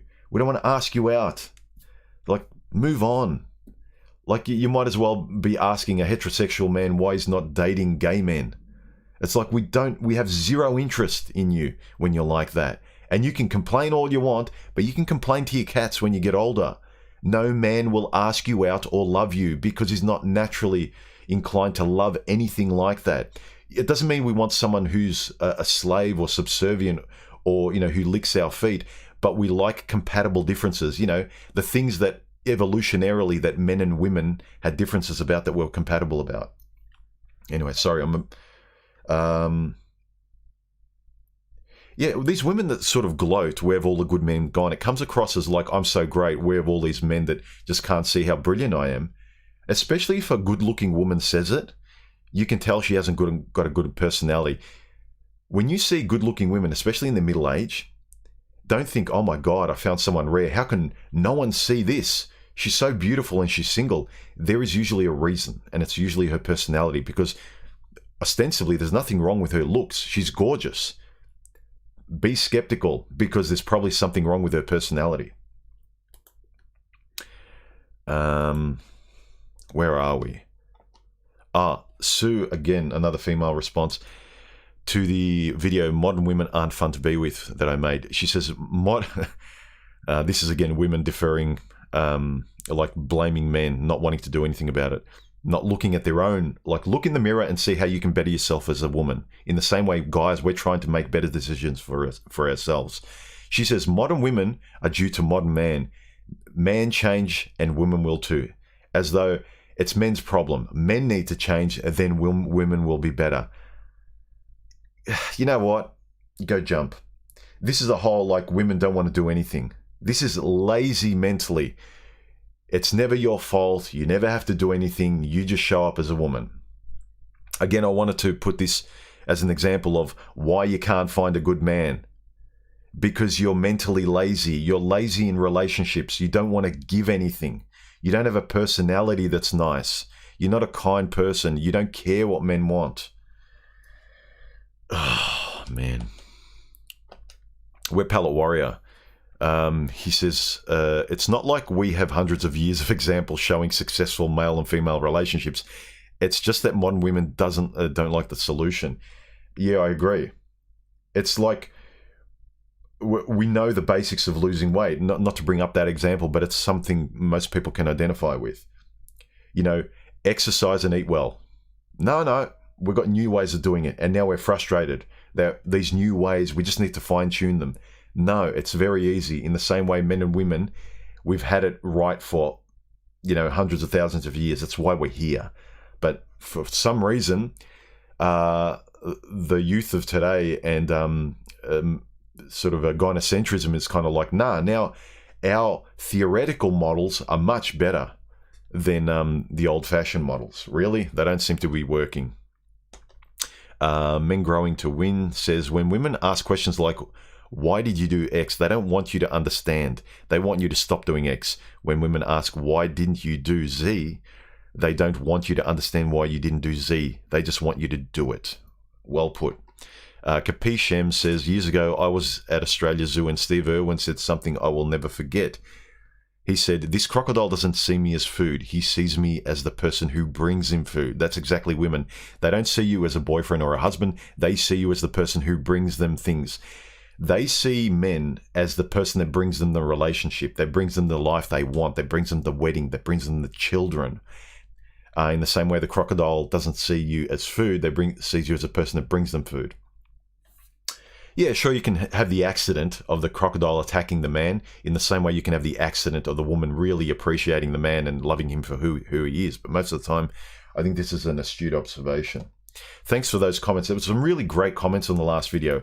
I think that had to do, that was also a contributing factor to why it was popular too. So everything about the last video worked really, really well. I'll need to take some notes of why it worked well, because the comments were really, really good.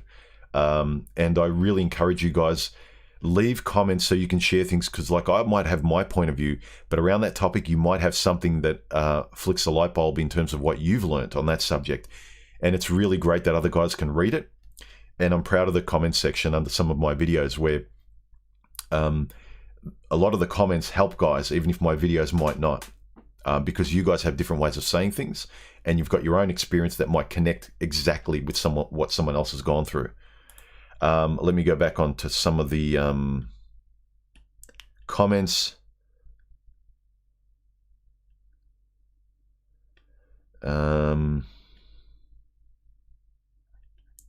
All right. Any questions, guys? Make sure you put emojis in front. Doug B, thank you very much for the super chat. His comment is, just because a woman is a Ferrari at 20 doesn't mean she won't become a Camry at 40. Camrys are good. More like a Datsun 120Y with rust. that doesn't even, they can't even kind of get you from A to B. I mean, yeah, anyway.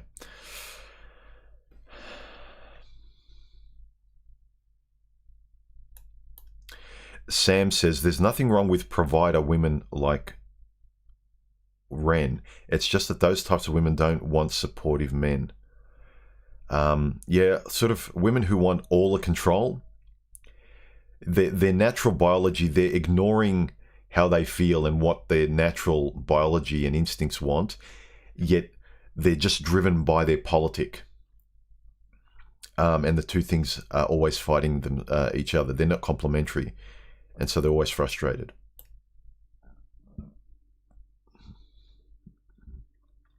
B Max says she has all that and can't understand why no quality men want to be with her. This is a very definition of narcissism. Yeah, you can't be fantastic. Isn't it a bit embarrassing that you're so great but no one wants you? Logic says you're not great in a man's eyes. You might be great in and of yourself as an individual. Good for you. But you can't say, I'm great in every way, and you losers are just too blind to see it. Nah. If everyone doesn't want you, and you think everyone should, you're the problem. You're solipsistic.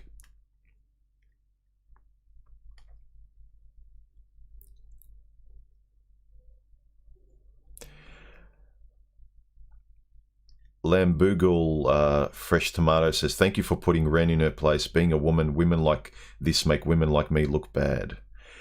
More women like you as well. I encourage women like you to talk and put women in place. Because in public, it's hard for guys like me to put women in their place, because if we're in a group, I always look like the bad guy. But when women call other women out, when you're, in your friends groups, then you'll embarrass each other, which works more well. Because if I actually talk like I do, I have no problem doing it, but they won't change, because they'll all gang up on me and say I'm misogynistic, or when I leave, they'll say, can you believe him? So the only way, most women will only change in public when they get shamed by other women, because they can't really convincingly call a woman misogynistic. Women don't know what to do when they get shamed by other women, especially women who are higher status than them, or who put them in their place verbally where they've got no comeback. What are you going to do? Start pulling each other's hair and look like an animal? So I encourage women to put other women in their place as well. Don't stay silent and don't roll your eyes and think whatever. Speak up and make them feel foolish, because women aren't going to change. I can't change women in public because I'm the enemy. Which is why when they kind of say, sorry, I'm probably being a bit too loud here, which is why they say kind of, why don't you talk about women as well? Women don't want me to change them. Women are so grandiose and full of themselves in society. My words fall on deaf ears. And there's enough information out there for women. And there's very few people trying to show guys that it's okay to be a guy and to learn to think better as a man, to help your life go forward in a more positive way. So that's why I don't make my channel for women, though I have nothing against women being part of my channel, but there's so much out there for women that when you get the narcissistic woman saying, well, what about women? It's like, haven't you got enough information out there that's for you? Can't something just be directed at men?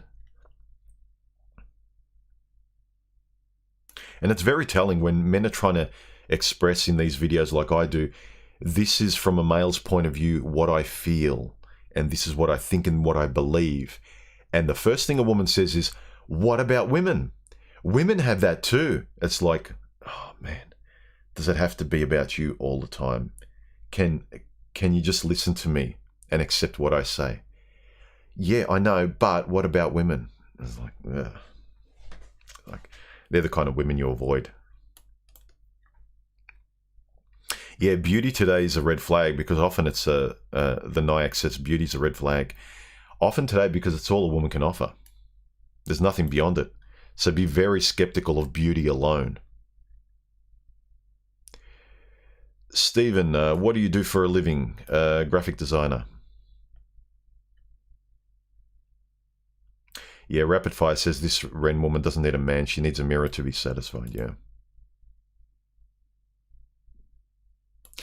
Richard says, for women, it's not about relating, only competing and winning. Yeah, this is a really good point. Women don't want to relate. They don't want a relationship. They want a competition today. It's probably a video in and of itself. That's a great comment. Let me write it down.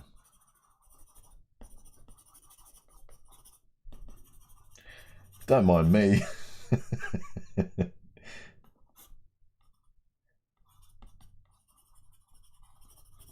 Great comment, Richard. I don't know how to pin it, though. If there was a way to pin it, I'd rather pin it, then I could go back and reference it. There it is. Pin message. Cool. This message is at the top. That's a great comment. Probably the best comment of the stream. Women don't want relationships. They don't want to relate. They want to compete.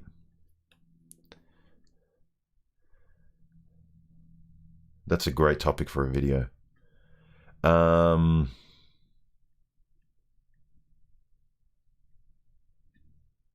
Lucky I read it too.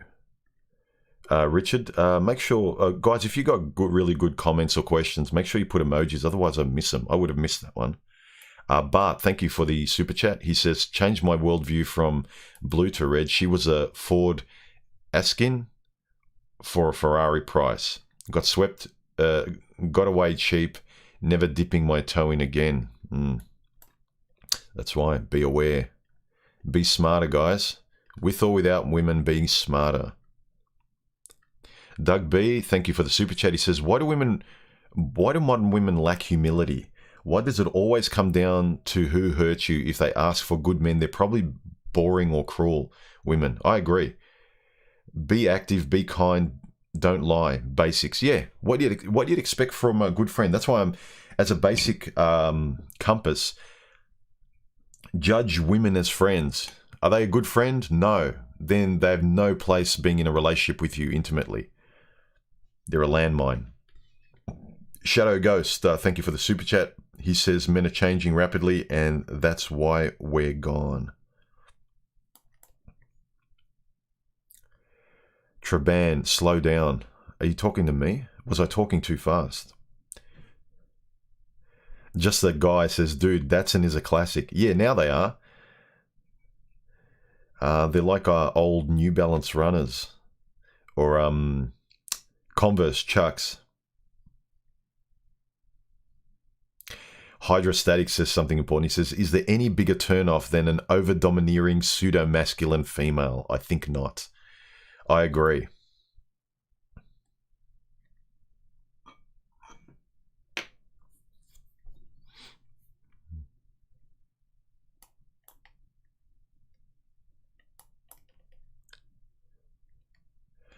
It's a beautiful war. Thank you for the super chat. I appreciate it. Gonzalo says, the will to genuinely compromise and reach common ground may matter just as much as opinions. A win-win kind of deal. But a party who's too selfish has no room for opinions or negotiation. Yeah, that's bad. Basically, if there's no give and take, if there's no tennis match happening where they can't sort of listen to and understand your fears, your concerns, your pains, they care about your past and what you're genuinely, like your friends would. They'd listen and care about your concerns in life, who you are, or what goes into making you up. They actually care about you and your opinions and who you are as a person. Women don't. They want to be understood, but they don't really. Men are just kind of like a boyfriend object, you know. Insert boyfriend here. They don't want the responsibility of having to care. They like being cared about, but they, again, like most things, women are anti-responsibility. They don't want to be responsible for actually caring. But you can shame women, and I encourage other women to shame feminist inclined women in public.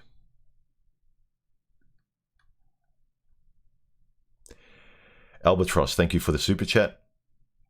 $5 because I like you. I like you too. Thanks for the donation, Albatross.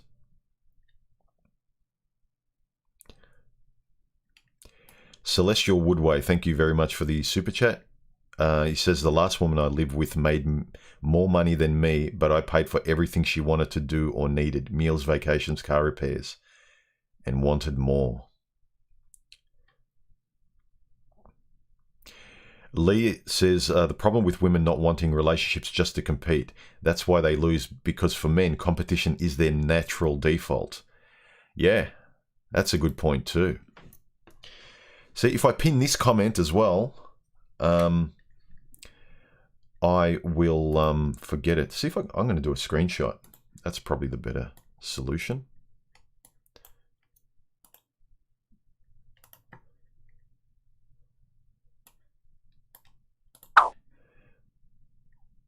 Anyway, let's move on.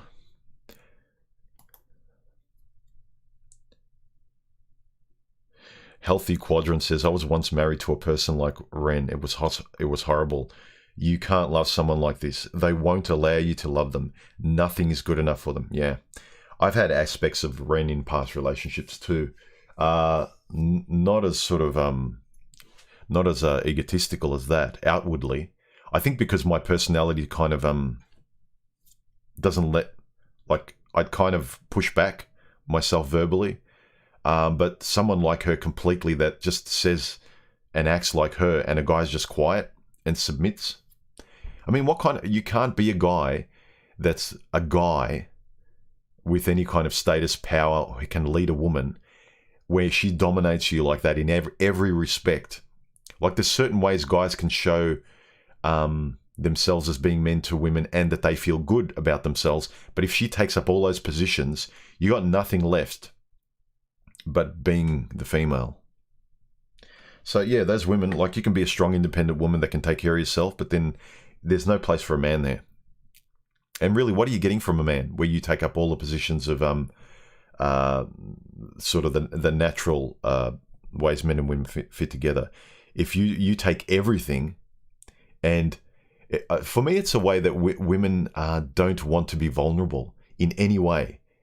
They want open, vulnerable love, and they feel, but they're so closed and they've got such a suit of armor on that nothing can get through. You know, you're a strong, successful woman, but you can't feel loved because you got too much armor around you. There's nothing for him to be or do in your relationship. Nothing at all. All you're concerned about is safety through power. Anyway, guys, I think, how long have we been going? For nearly an hour. No, what am I talking about? We've been going for nearly 2 hours. I thought it's more than an hour. I wasn't talking that fast, was I? Lone Wolf, thank you very much for the super chat donation. He says, once I learned about women's solipsism and started to really see it in most women, it put me right off of them. Yeah. When you can actually put words to, like, you feel a certain way. You listen to other guys, we share information, we've had similar experiences. You can start to put words to, and phrases and words to feelings. And then when you see them again, you've got the words for them. You can speak them, you can notice them. You know what they are. Whereas before, they were just kind of a bad feeling. That's the strength of Manosphere content if you pay attention and really look to try and make it an ethic in your life by which you can use as a philosophy that you speak about when it's in front of you. So when a woman says something, you don't just feel bad, you have something to say about it and you tell her. Doesn't mean you have to be rude, but you let her know. I've had a few times where women are surprised, but they're not offended, but one or two of them have been grateful when they've said, like, no guys actually said that to me, or that's an interesting question. No guys actually asked that. I've actually asked a few women, I said, why do you think you deserve a great guy? And they stop and they go, that's a really interesting question. They've never heard it before. They've just thought that I show up and I just roll the dice every time I show up, and I just need to find the guy that likes me and wants to stay with me. They don't feel like they have to be or do anything or have a personality that is actually liked or can be loved, or virtues or ethics that is marriage material for those guys who want that. It's amazing how many times women will sort of, when you're honest and you can verbalize that honesty to a woman, they've never been told it. Their mother told them they're fantastic. They're probably like grown up with a single mother. Society tells them that. So basically their mother, their society, everyone puts them on this pedestal, tells them they're great. They don't have to think. They just need to show up. They're living goddesses. And you, for the first time, you kind of pull them down to a human being level and saying like, relax, you got 2 arms and 2 legs just like me. Why do you think a great guy that you want, why are you a great girl? And all of a sudden, her mental cogs start turning and going, oh, that's really interesting. And the right kind of girl, or hopefully the few right kind of girls, can actually start thinking about themselves. And they can make themselves happy by trying to find someone where they can give something to and get love reciprocated to them. Because if you're a woman and you've got no virtues, you got no inner world, you got no nothing you want to give to a guy, you don't want to be loving, and you just rely on your beauty, all you're going to get in life is this, right? Get that all your life, and then wonder why you can't find a good man. And all men want is this. Well, that's all you give. You got nothing else. Anyway. Lambo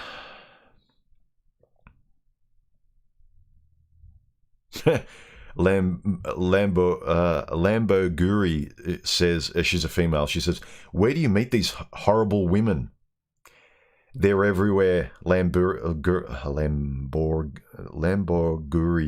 Oh, they're everywhere.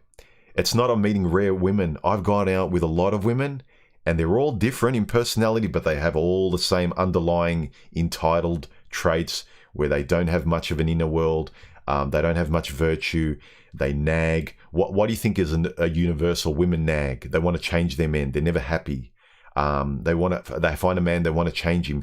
Women naturally, most of them have this in their nature. It's only the rare woman who introspects and realizes what she has to give, what a man wants, what a woman wants.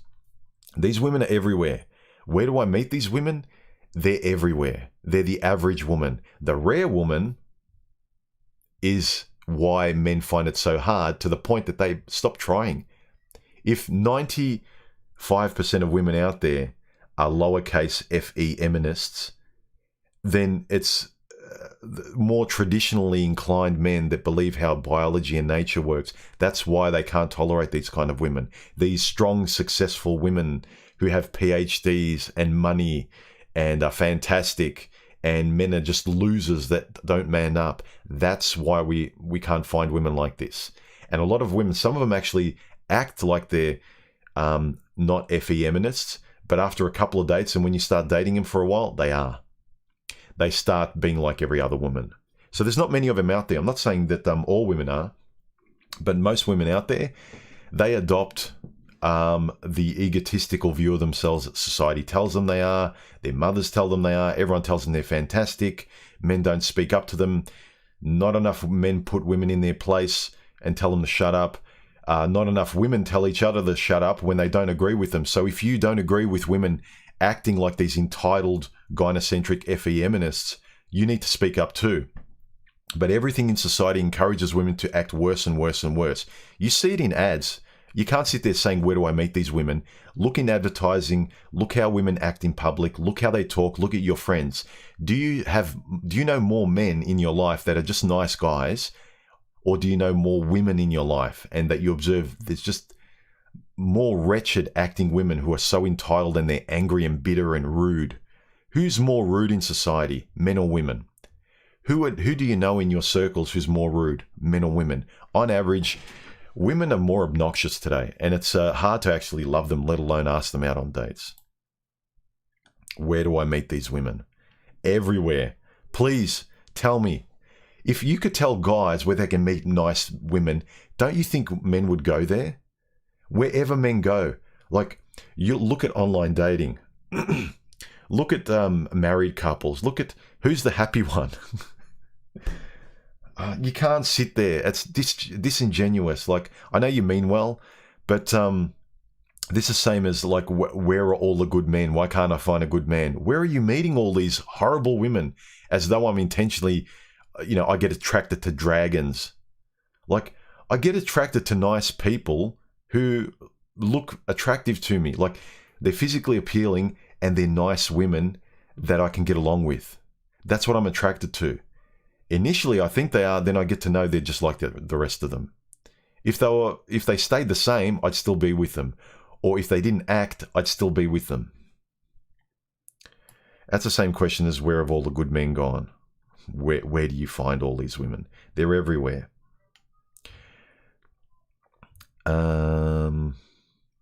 LT, thank you for the super chat. I appreciate it.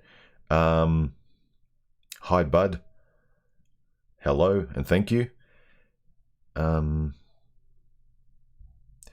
Lamberg, do you also come across single mums a lot? I used to when I dated. I haven't really been dating the last couple of years. I just kind of had enough.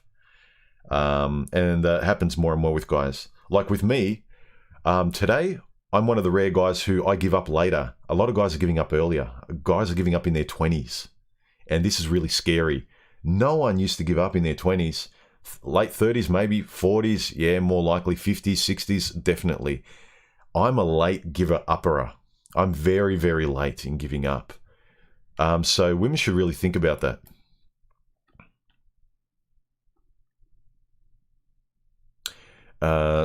Caesar says, whenever I say I'm not interested in marriage and relationships, people say, what are you going to do when you grow old?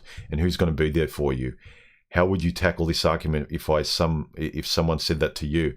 A lot of kids grow up and they move away. They never take care of their kids anyway. So no one's going to take care of you anyhow. The vast majority is like, you die alone anyhow. As Paul Proteus says, most guys just die on the toilet. You die alone. It's very rare you're going to be surrounded by loved ones who took care of you on your deathbed. It's going to be painful. You're going to be alone. You're going to have dementia. Your kids are going to move away. They're not going to take care of you. The world is more selfish. Your kids are going to be selfish. So it's a fantasy.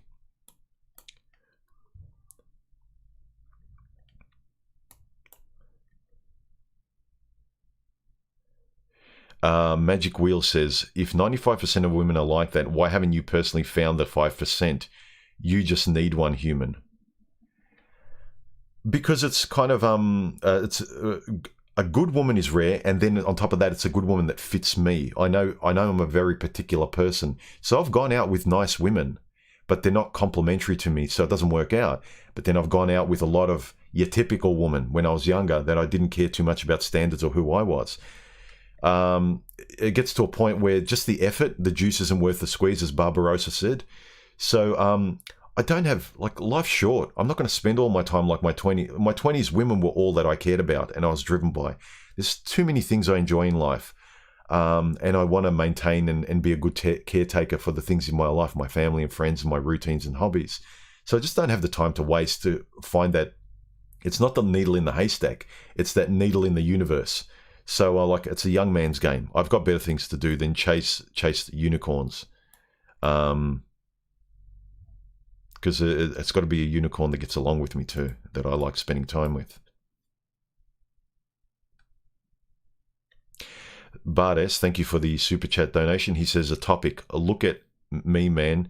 You sustain me. Nevertheless, you are worth less to me. Just a personal experience and payment for all the wisdom you give.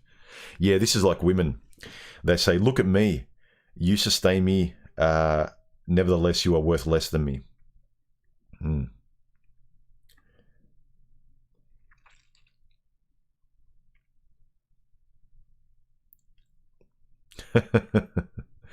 Boffin says, are you among the 31 guys who haven't hit the thumbs up button? Yeah, guys, hit the thumbs up. Hit subscribe.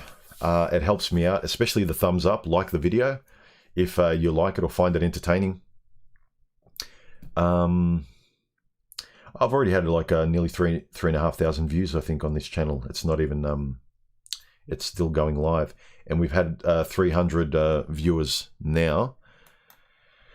Let me know your final questions, guys, and let's start hitting the finish line in a moment. Omega Sigma says, Human, could it be that females' locus of validation is external within the female collective, therefore they continuously compete for approval and ranking within the female hierarchy? That's true too, because women really care about being shamed by other women. Women are very competitive with each other, so that could actually be a good point. That's a very good point, Nick. I'd agree with that.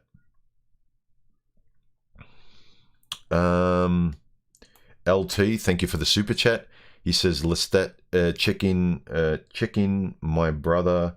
The ring comment was exactly what I expected from a so-called high-class woman. Get a PhD and think their SHIT doesn't stink.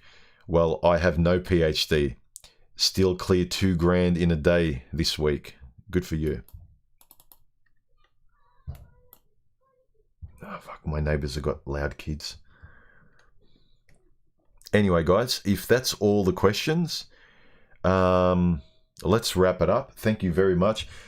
Some really, really great comments, especially not just in this stream, but in the last video. They were really good. And I get a lot of people that drop in and find my channel and that say my comment section is a gold mine, and that's due to you guys. I'm really grateful for that.